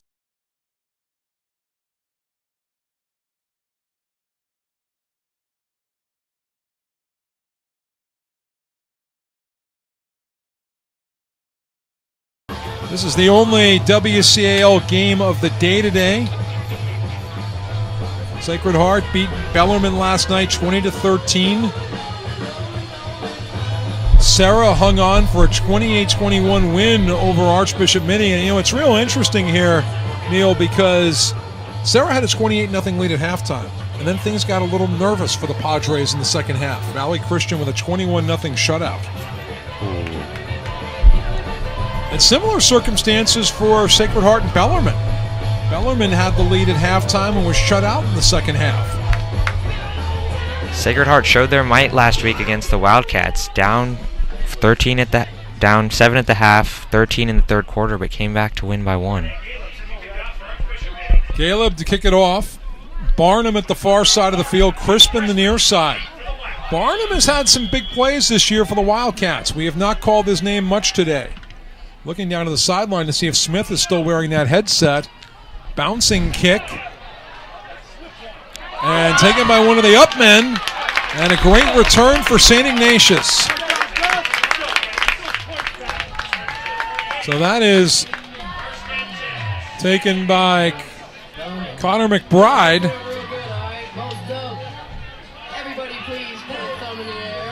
So it's important to have good hands out there on your return team. I don't want to call it a short field here for the Wildcats, but I don't think they'll be too disappointed with this. And it looks like Aiden Smith is going back in. So I wonder what the reward was for his lost helmet. Mac McAndrew is now wearing that headset. And Ronan Green squirting his way forward for about 5 yards.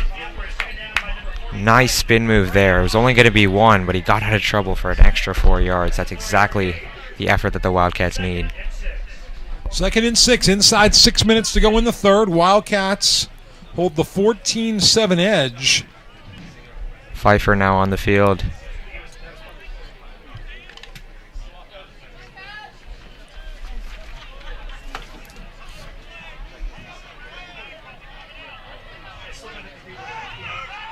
And here is Pfeiffer. Pfeiffer, probably one of the best athletes on this squad, gets inside of the 40.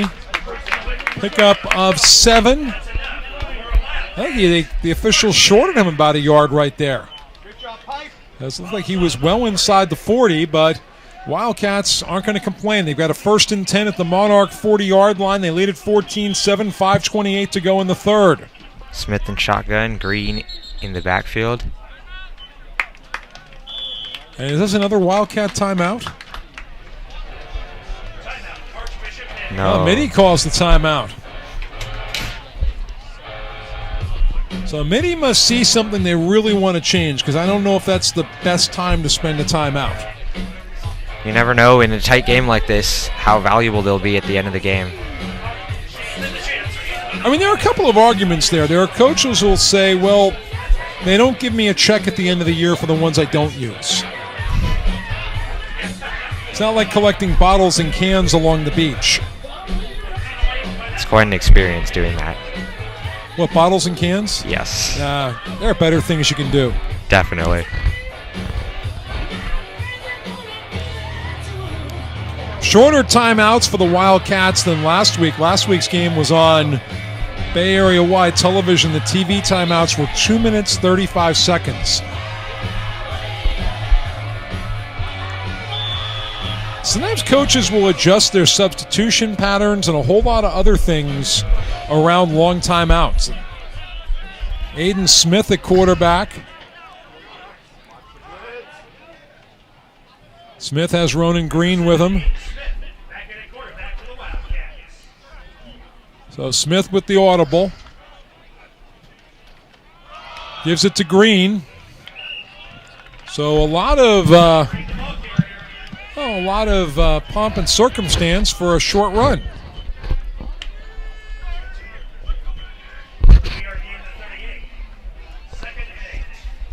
Gains a couple. The ball's at the 38. Conover on the last stop for the Monarchs. Smith rolling. Completes it. Crispin down to about the 33, sets up third and about 3 yards. So Crispin hanging on. Crispin on a touchdown catch each of the last 2 weeks. Today and then last week against Sacred Heart Cathedral. Very nice last week. 2 touchdown catches and 90 yards. And a lot of that's set up by Oliver Stewart, the tight end. Oliver's had some big catches this year for the Wildcats. He just hasn't made the scoring summary. 3rd and 3. Crispin's in motion to the left. Little screen out of the backfield to Green and nowhere to go. Yeah, it's Pfeiffer. And a late flag coming in. And a player down for Mitty.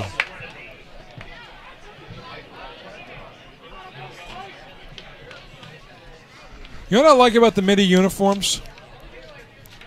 They have shoulder numbers. Oh, yes. Makes our job easier.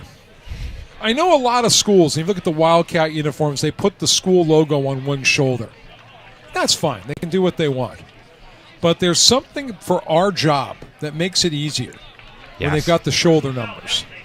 You can look at the numbers from all angles. I call them the NASCAR numbers. You know, a number on the door helps you out a lot if you're watching the race. That's if you can see the cars. They go by very fast. I always wondered how you can sit and watch one of those races. You're just in person? Yeah, you're just sitting there and they just whiz past you. Yeah, and the area, that track, the straightaways are a mile long. Little play fake to Crispin. Smith is going to run into 5 defenders. That is. And he is snuffed out. Pfeiffer for a gain of 0. Conover on the stop.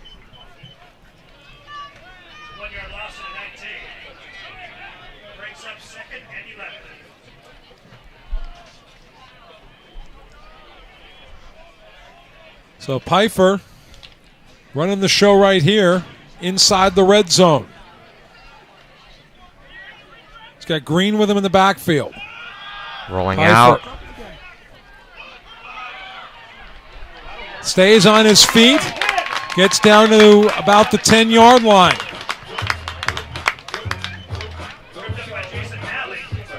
So Jason Malley on the stop. Call that a pickup of 8 to the 11. Big 3rd and 3 here for the Wildcats. You are in field goal range, but I really believe they need 7 right here. They definitely need to convert. Mitty's offense is riding that momentum. I think the other piece of it is you don't need to go into the end zone on this play. You want to get a first down. You need to get a first down. But a first down might help you take some more time off the clock. Smith is back in there at quarterback. Muzzy moved over to the right. Green behind Muzzy. Green fighting his way has through. The first down.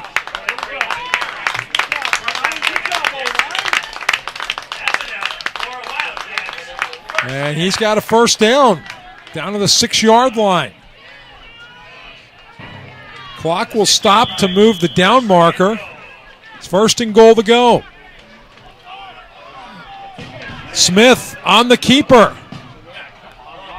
And the bootleg right gets him a couple of yards, stops the clock at 2:20. 14-7 Wildcats. Hit hard there, but quick to get up, which is a good sign. We're in that part of the field with the pink flags, so you got to be careful because of those lacrosse lines. They can confuse us. Yes. So Hayden Jacob checking back in for the Wildcats. Muzzy checks out.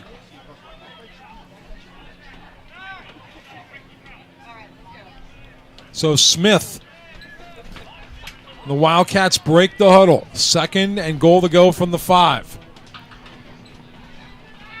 Off the play fake. Smith is going to keep it. Smith falls at the 1-yard line. Touchdown Wildcats. Just kind of flopped into the end zone for the score. Big touchdown there. They needed that to come back.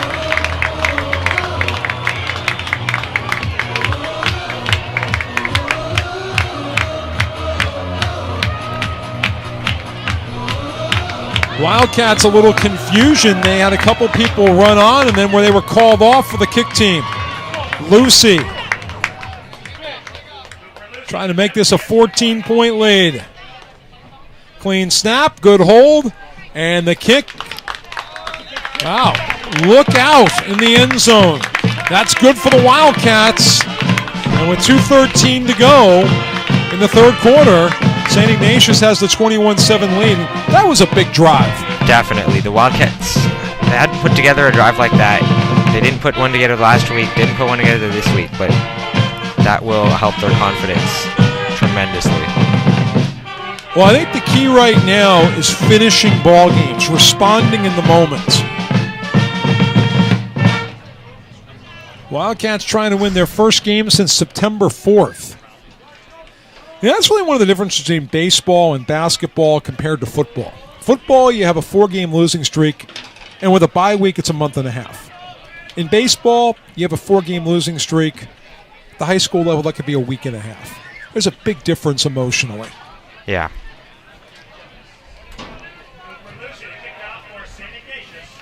Lucy to kick it off. Kim and Scudero are deep.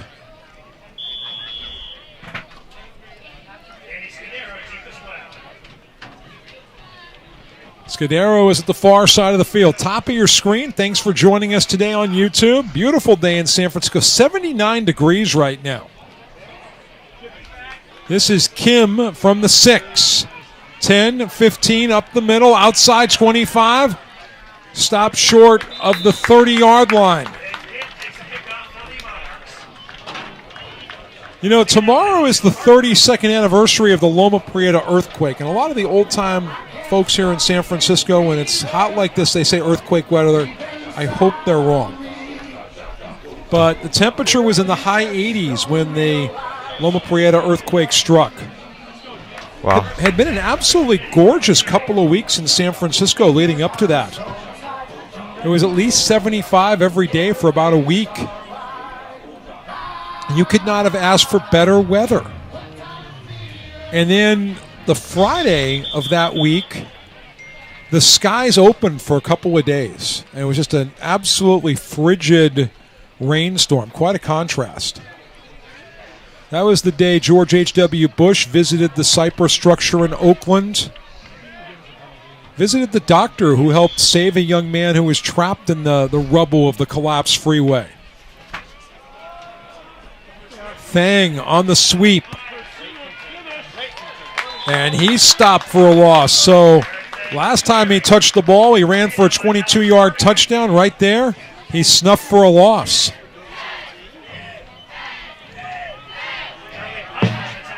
So Pfeiffer on the stop, 5-yard setback for Mitty. 2nd and 15 from the 25. Obviously, you weren't alive for the 89 earthquake. No, I wasn't. Yeah. Our producer, Sean Lahan, was. I was a candlestick that night. Crazy, crazy couple of days. Towers under pressure.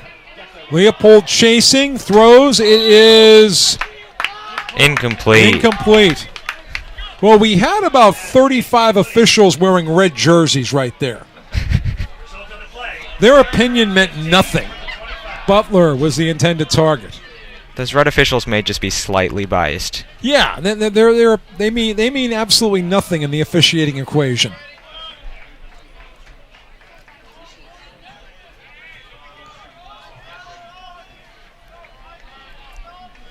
I got a story to tell about officials in home uniforms at some point. We'll work it in after this play. 3rd and 15 from the 25.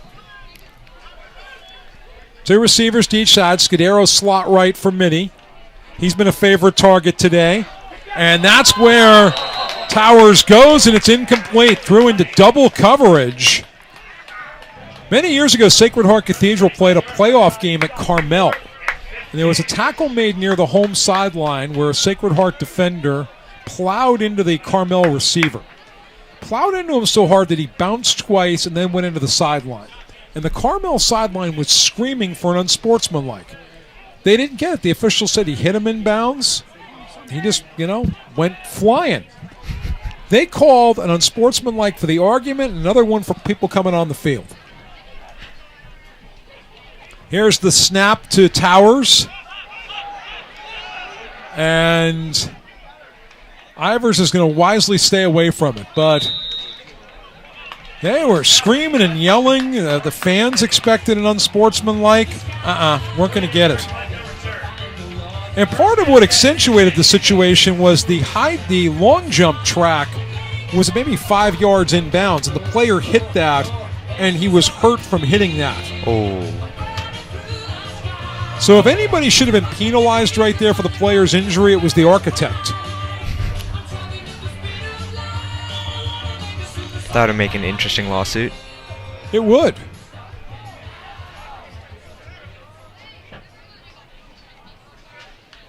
So Aiden Smith back in there at quarterback. He's got Crispin over on the wide side of the field. Muzzy in motion. Smith looking. Goes to the far side. Crispin at the 40. Crispin escapes. And then evades another defender and gets out to about the 43-yard line. So a pickup of about 6. Clock inside of 45 seconds to go in the third quarter. Wildcats with the 2-possession lead, trying to extend it. I think this Wildcat offense can be very effective, Neil, when it's got the lead in the second half. We saw that against Sacred Heart Prep. They like the run game, running the clock down.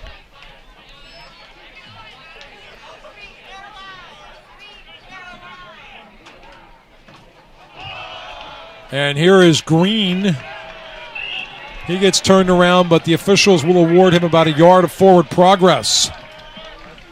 And the Wildcats are going to let the clock run on the third quarter. 3 quarters in the books here in San Francisco. And the Wildcats of St. Ignatius lead it. 21-7. Neil, thanks for joining us on the SI Sports Network.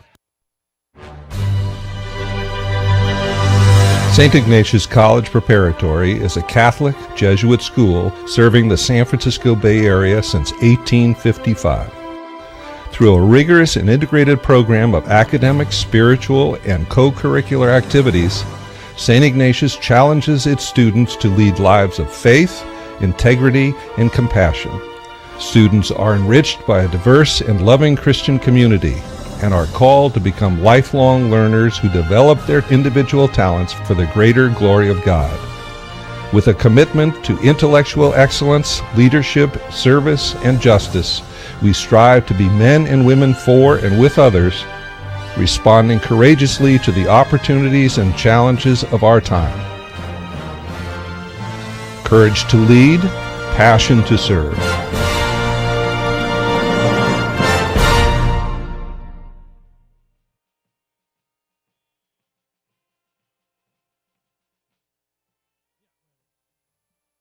We start the fourth quarter. St. Ignatius with a 3rd and 5 at its own 42-yard line. Smith throwing, completes it. And that's Lerdoll. Lerdoll is saying, I got the first down. Kevin Lahane's crew agrees with him. First down, Wildcats. Clock will stop to move the chains. 6 seconds gone by so far in the fourth and final quarter. St. Ignatius trying to pick up its first victory since September 4th. You're okay saying that on September 10th or 11th or maybe the 18th or the 19th, but I don't know if it sounds so good on October the 16th.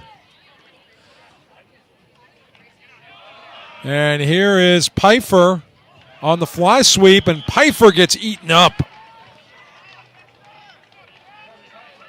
Pfeiffer with nowhere to go. He'll get up slowly. Ing Posey on the stop. Ing Posey, good size at safety, 6 feet, 170 pounds. Clock down to 11 minutes to go in regulation.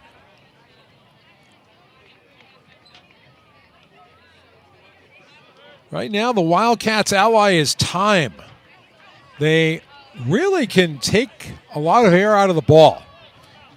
And they did that against Palo Alto. They did it against Sacred Heart Prep. Fake to Green, and then Smith is sacked. Smith is sacked by Cooper Graham.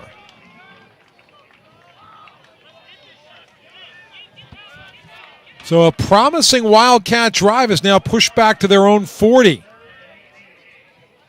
They face a 3rd and 18. They've got to cross the Mitty 42. Clock is still rolling. The Wildcats are in no hurry right here.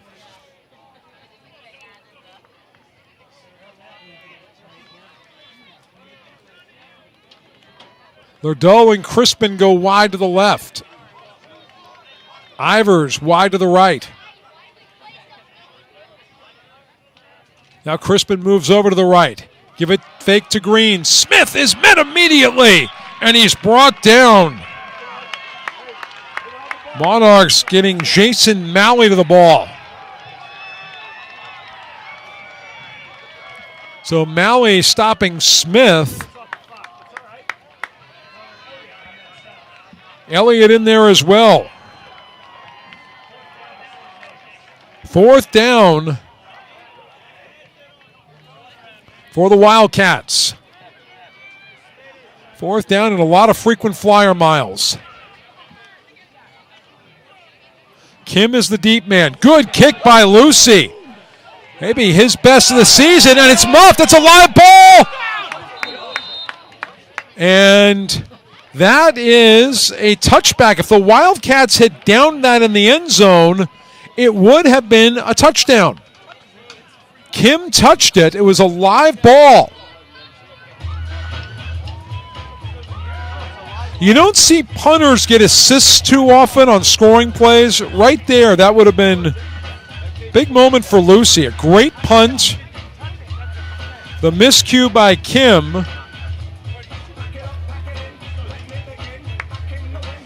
But that was a live ball.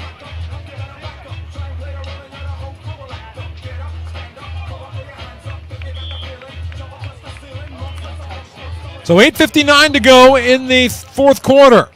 Wildcats a 21-7 lead. 2 receivers to each side for Mitty. So Thang in the backfield with Towers. Towers incomplete, looking for Charlie Butler. Butler has been busy this year. Coming into today, 16 catches, 195 yards. Averaging 12 yards a catch. Good receiver. That'll bring up 2nd and 10.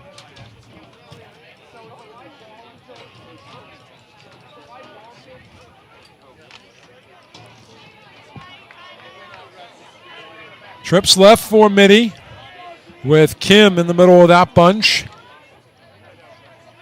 Fang goes into the backfield alongside Towers. Towers throws, completes it to Butler, tackled immediately by August Parker.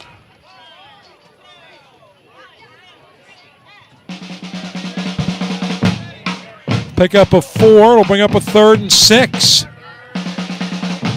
8:32 to go. Bookham Dano, Hawaii 5-0.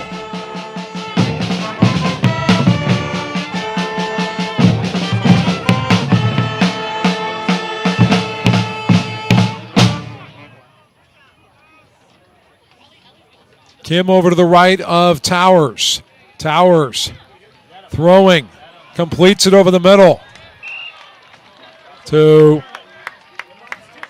Keeps it himself. Gets out to the 32. Clock will stop with 8:07 to play. 1st and 10 Mitty. Monarchs need 2 scores to think about tying this one. Right now, you just want to get 1. Wildcats show a 3-man front. Towers, short drop. And he's picked off. August Parker, see ya later. Touchdown Wildcats.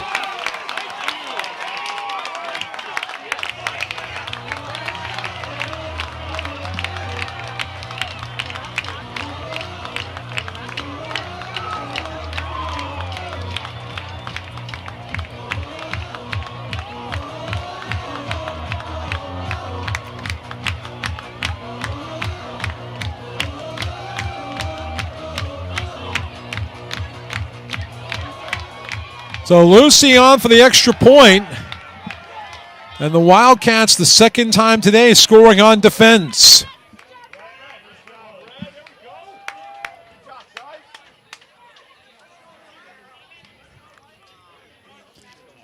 Cleaned snap, kick is up. Plenty of distance, nice catch. Well, I think Bill Buckner is one of the net boys today. 7:35 to go in the ball game. The Wildcats might have put it out of reach at 28-7. But if you're the Wildcat defense today, you can take a little pride and say you are outscoring Mitty's offense minus extra points 14-7.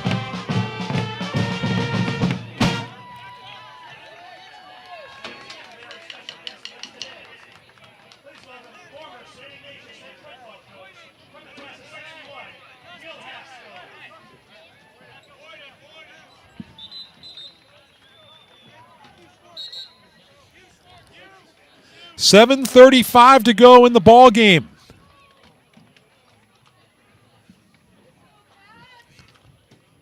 And things are clicking today for St. Ignatius.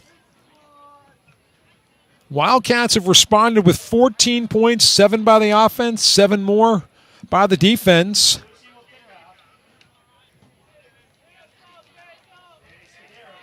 Now, 2 of your starting secondary people, if you're SI, have scored touchdowns.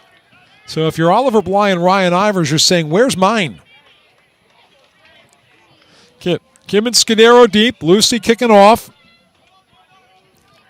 And this is Scudero from his own 10, 15, 20. Still on his feet. And he's going to get crumpled down at about the 22-yard line. A 12-yard return. Ivers in there on the stop. And the Wildcats will go to work. And right now the playbook is pretty obvious for Mitty. You are going to pass.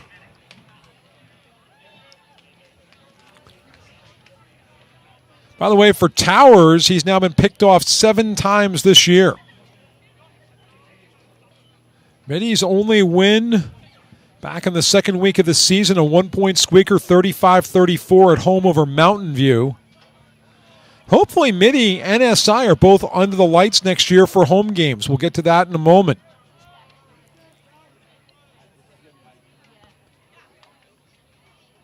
Towers, little shovel pass to Thang. Thang sneaking away. Thang gets about 7.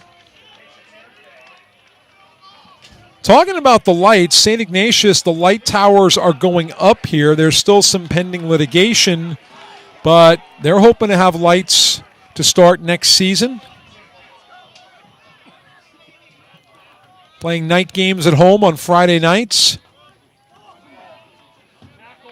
Complete to Scudero. Excuse me, that's to Kim. Kim picks up the Monarch first down. Mitty hopes to be back at Foothill College in Los Altos Hills next year for most of its home schedule. Play Friday night games. They can play one Friday night game a year at Father Jack Russey Field. That's their deal with the neighbors in the city of San Jose. And that one thrown over to Bocabella. And that's incomplete. Clock stops with 6:40 to go. But if you talk to the people who run athletics at any of these schools, they will tell you that, it's great to play a Friday night football game, but those lights are really helpful in the late fall and the early part of the winter. Deep ball, incomplete. Bocabella, the deep target. August Parker, who had the pick 6 on the coverage.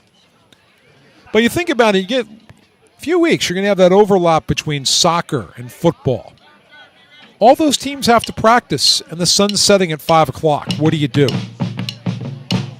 Well, that's the problem. And that's why on-campus lights, even if they're only on till 6:30 on a weeknight, makes a huge difference. 28-7.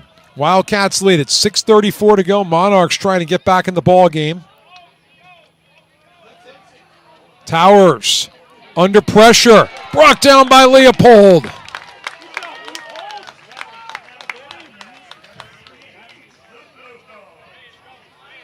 Leopold had a big sack and a fumble recovery that set up a score last week against Sacred Heart. Here today, he's had a couple of big plays.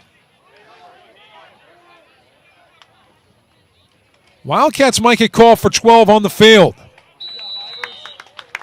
Ivers on the coverage there. And Mitty is forced to punt. Remember, Mitty had a fake punt earlier, and this is where their punt team can be a little deceptive. Tai Yoshida, the backup quarterback, doubles as the personal protector for Will Towers. Usually you have a kind of a fullback or a linebacker kind of player as your personal protector, and you worry about a direct snap, and they're just going to kind of bull rush their way forward. But with Mitty, you've got a legitimate passing threat. Because Yoshida's taking snaps every day in practice as a backup quarterback. Doesn't matter if they're scout team snaps or if they're first offense snaps. Actually, the Wildcats taking over on downs.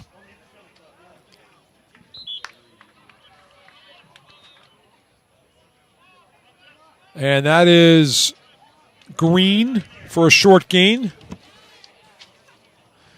So the Wildcats can just run the ball right here and not worry about a whole lot else. You figure you pick up a first down, and you can start thinking about the victory formation. This is where every coach has somebody on the sideline who's designated to keep their own play clock. So Mac McAndrews in a quarterback for the Wildcats.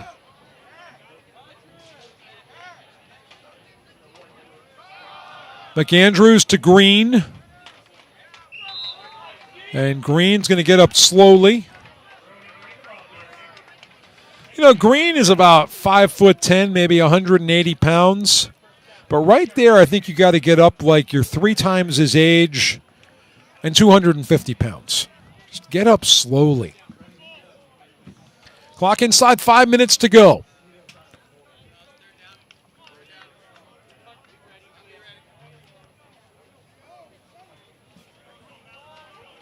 Leo Bianco is going to line up as a wide man for the Wildcats. 3rd and 3. Little play fake. McAndrews keeps it, and he is stopped short.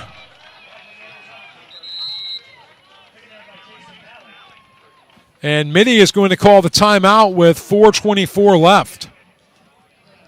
I don't know how Mitty gets 3 scores in 4:24, but you can't stop him from calling a timeout. I think after the Super Bowl a couple years ago when Kansas City did all that fourth quarter scoring, I think everybody in football kind of think the baseball way. The game's never over.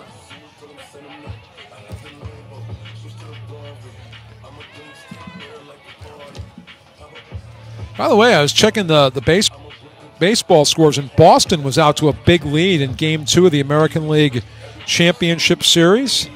It's now 9-1, the Bo Sox over the host Houston Astros. That's something that's hard to say. The Houston Astros in the American League Championship Series. In fact, they're the only team that's been in the World Series as a member of the National League and the American League. I'll take postseason baseball for 500, Alex. 4th and 3 from the 31. McAndrews completes the screen. First down, St. Ignatius. To Casey. So not only are the Wildcats going to pick up their first victory in a while, they're going to get some valuable snaps from McAndrews. People like Casey are going to see coveted playing time. But John Regalia can rest some guys. People like Smith and Ivers, Lerdull, heading into next week's game at Serra. That's going to be a crazy scene in San Mateo. Under the lights, the outdoor version of the jungle game. McAndrews recovers it. McAndrews stays on his feet. And Mitty's going to take another timeout with 3:43 left. Well, what did they call the last timeout? 4:54? I don't know how you get 3 scores in 3:43. So, but it is going to be a 2nd and long. So, been a great day of football here at J.B. Murphy Football Field. Wildcats will be on the road the next couple weeks. Going to Serra next Friday, and then the Gil Haskell Trophy on the line at Reardon in a couple weeks. Gil was in the crowd today. Former offensive coordinator of the Green Bay Packers. Former head coach here at St. Ignatius. He and Mike Holmgren formed a great team with the Packers. But when you've got guys like Brett Favre, they kind of make your job easy. Mike Holmgren was the head coach at Sacred Heart when they broke something like a 20-something game losing streak back in the 70s. They beat Piedmont Hills at Menlo School. I don't know how they ended up playing at Menlo School, but it wasn't a playoff game. I can't tell you how. But their friendship and partnership forged when they were coaching at rival schools. Mike Holmgren's a Sunset guy. He went to Lincoln, and then after that, USC. Penalty against the Wildcats to take the ball out to the 35-yard line. But Gil also coached at Reardon.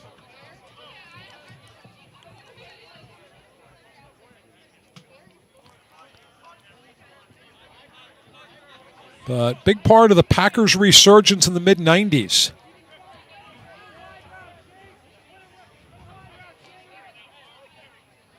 McAndrews completes it. right there, finding Leo Bianco.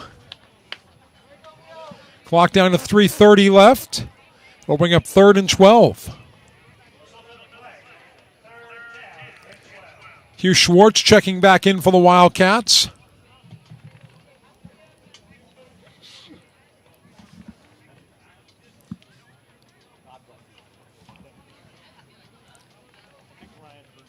Remember, you're keeping an eye on that coach on the sideline who's got the stopwatch. Right now, Aiden Smith is wearing the quarterback headsets on the sideline. He's part of the signaling routine.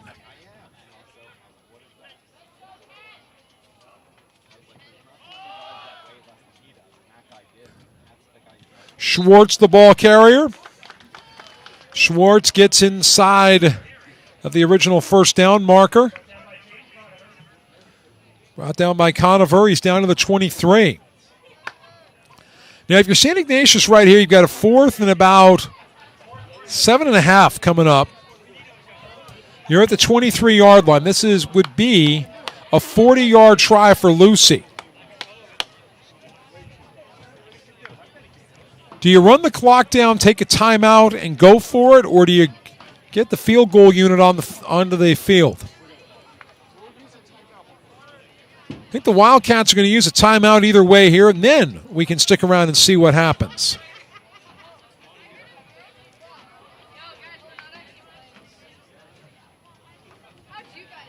And they're calling the timeout.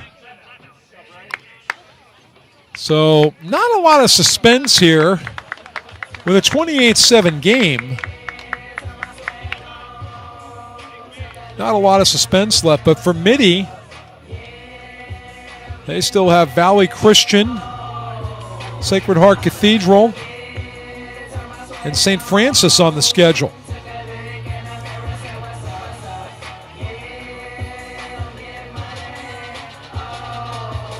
But I think a big monster is off the Wildcats' back this afternoon.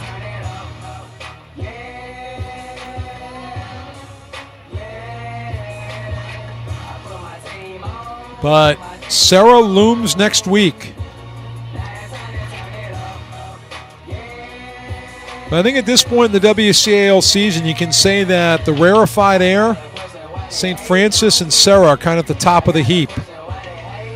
Sacred Heart's win over Bellarmine last night opens up a whole can of worms.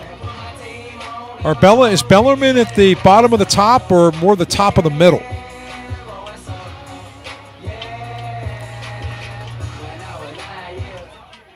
Certainly Reardon and St. Ignatius will stand ahead of Mitty.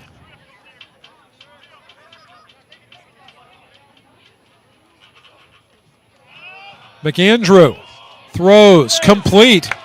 First down, Wildcats. Beautiful pass right there to Riley Hines. So a big plus right there for McAndrew.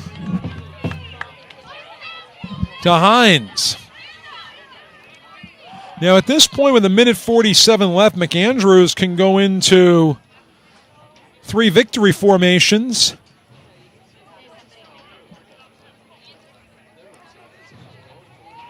Bianco's back in there for the Wildcats. Hines stays out there.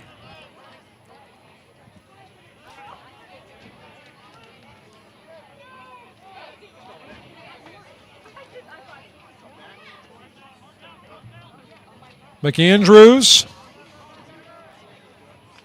with the handoff.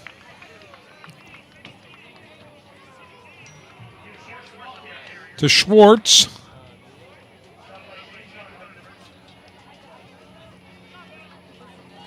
No gain on the play, brings up 2nd and 10 with 58 seconds left. So if you're St. Ignatius, you only need to run one more play, and the game is over.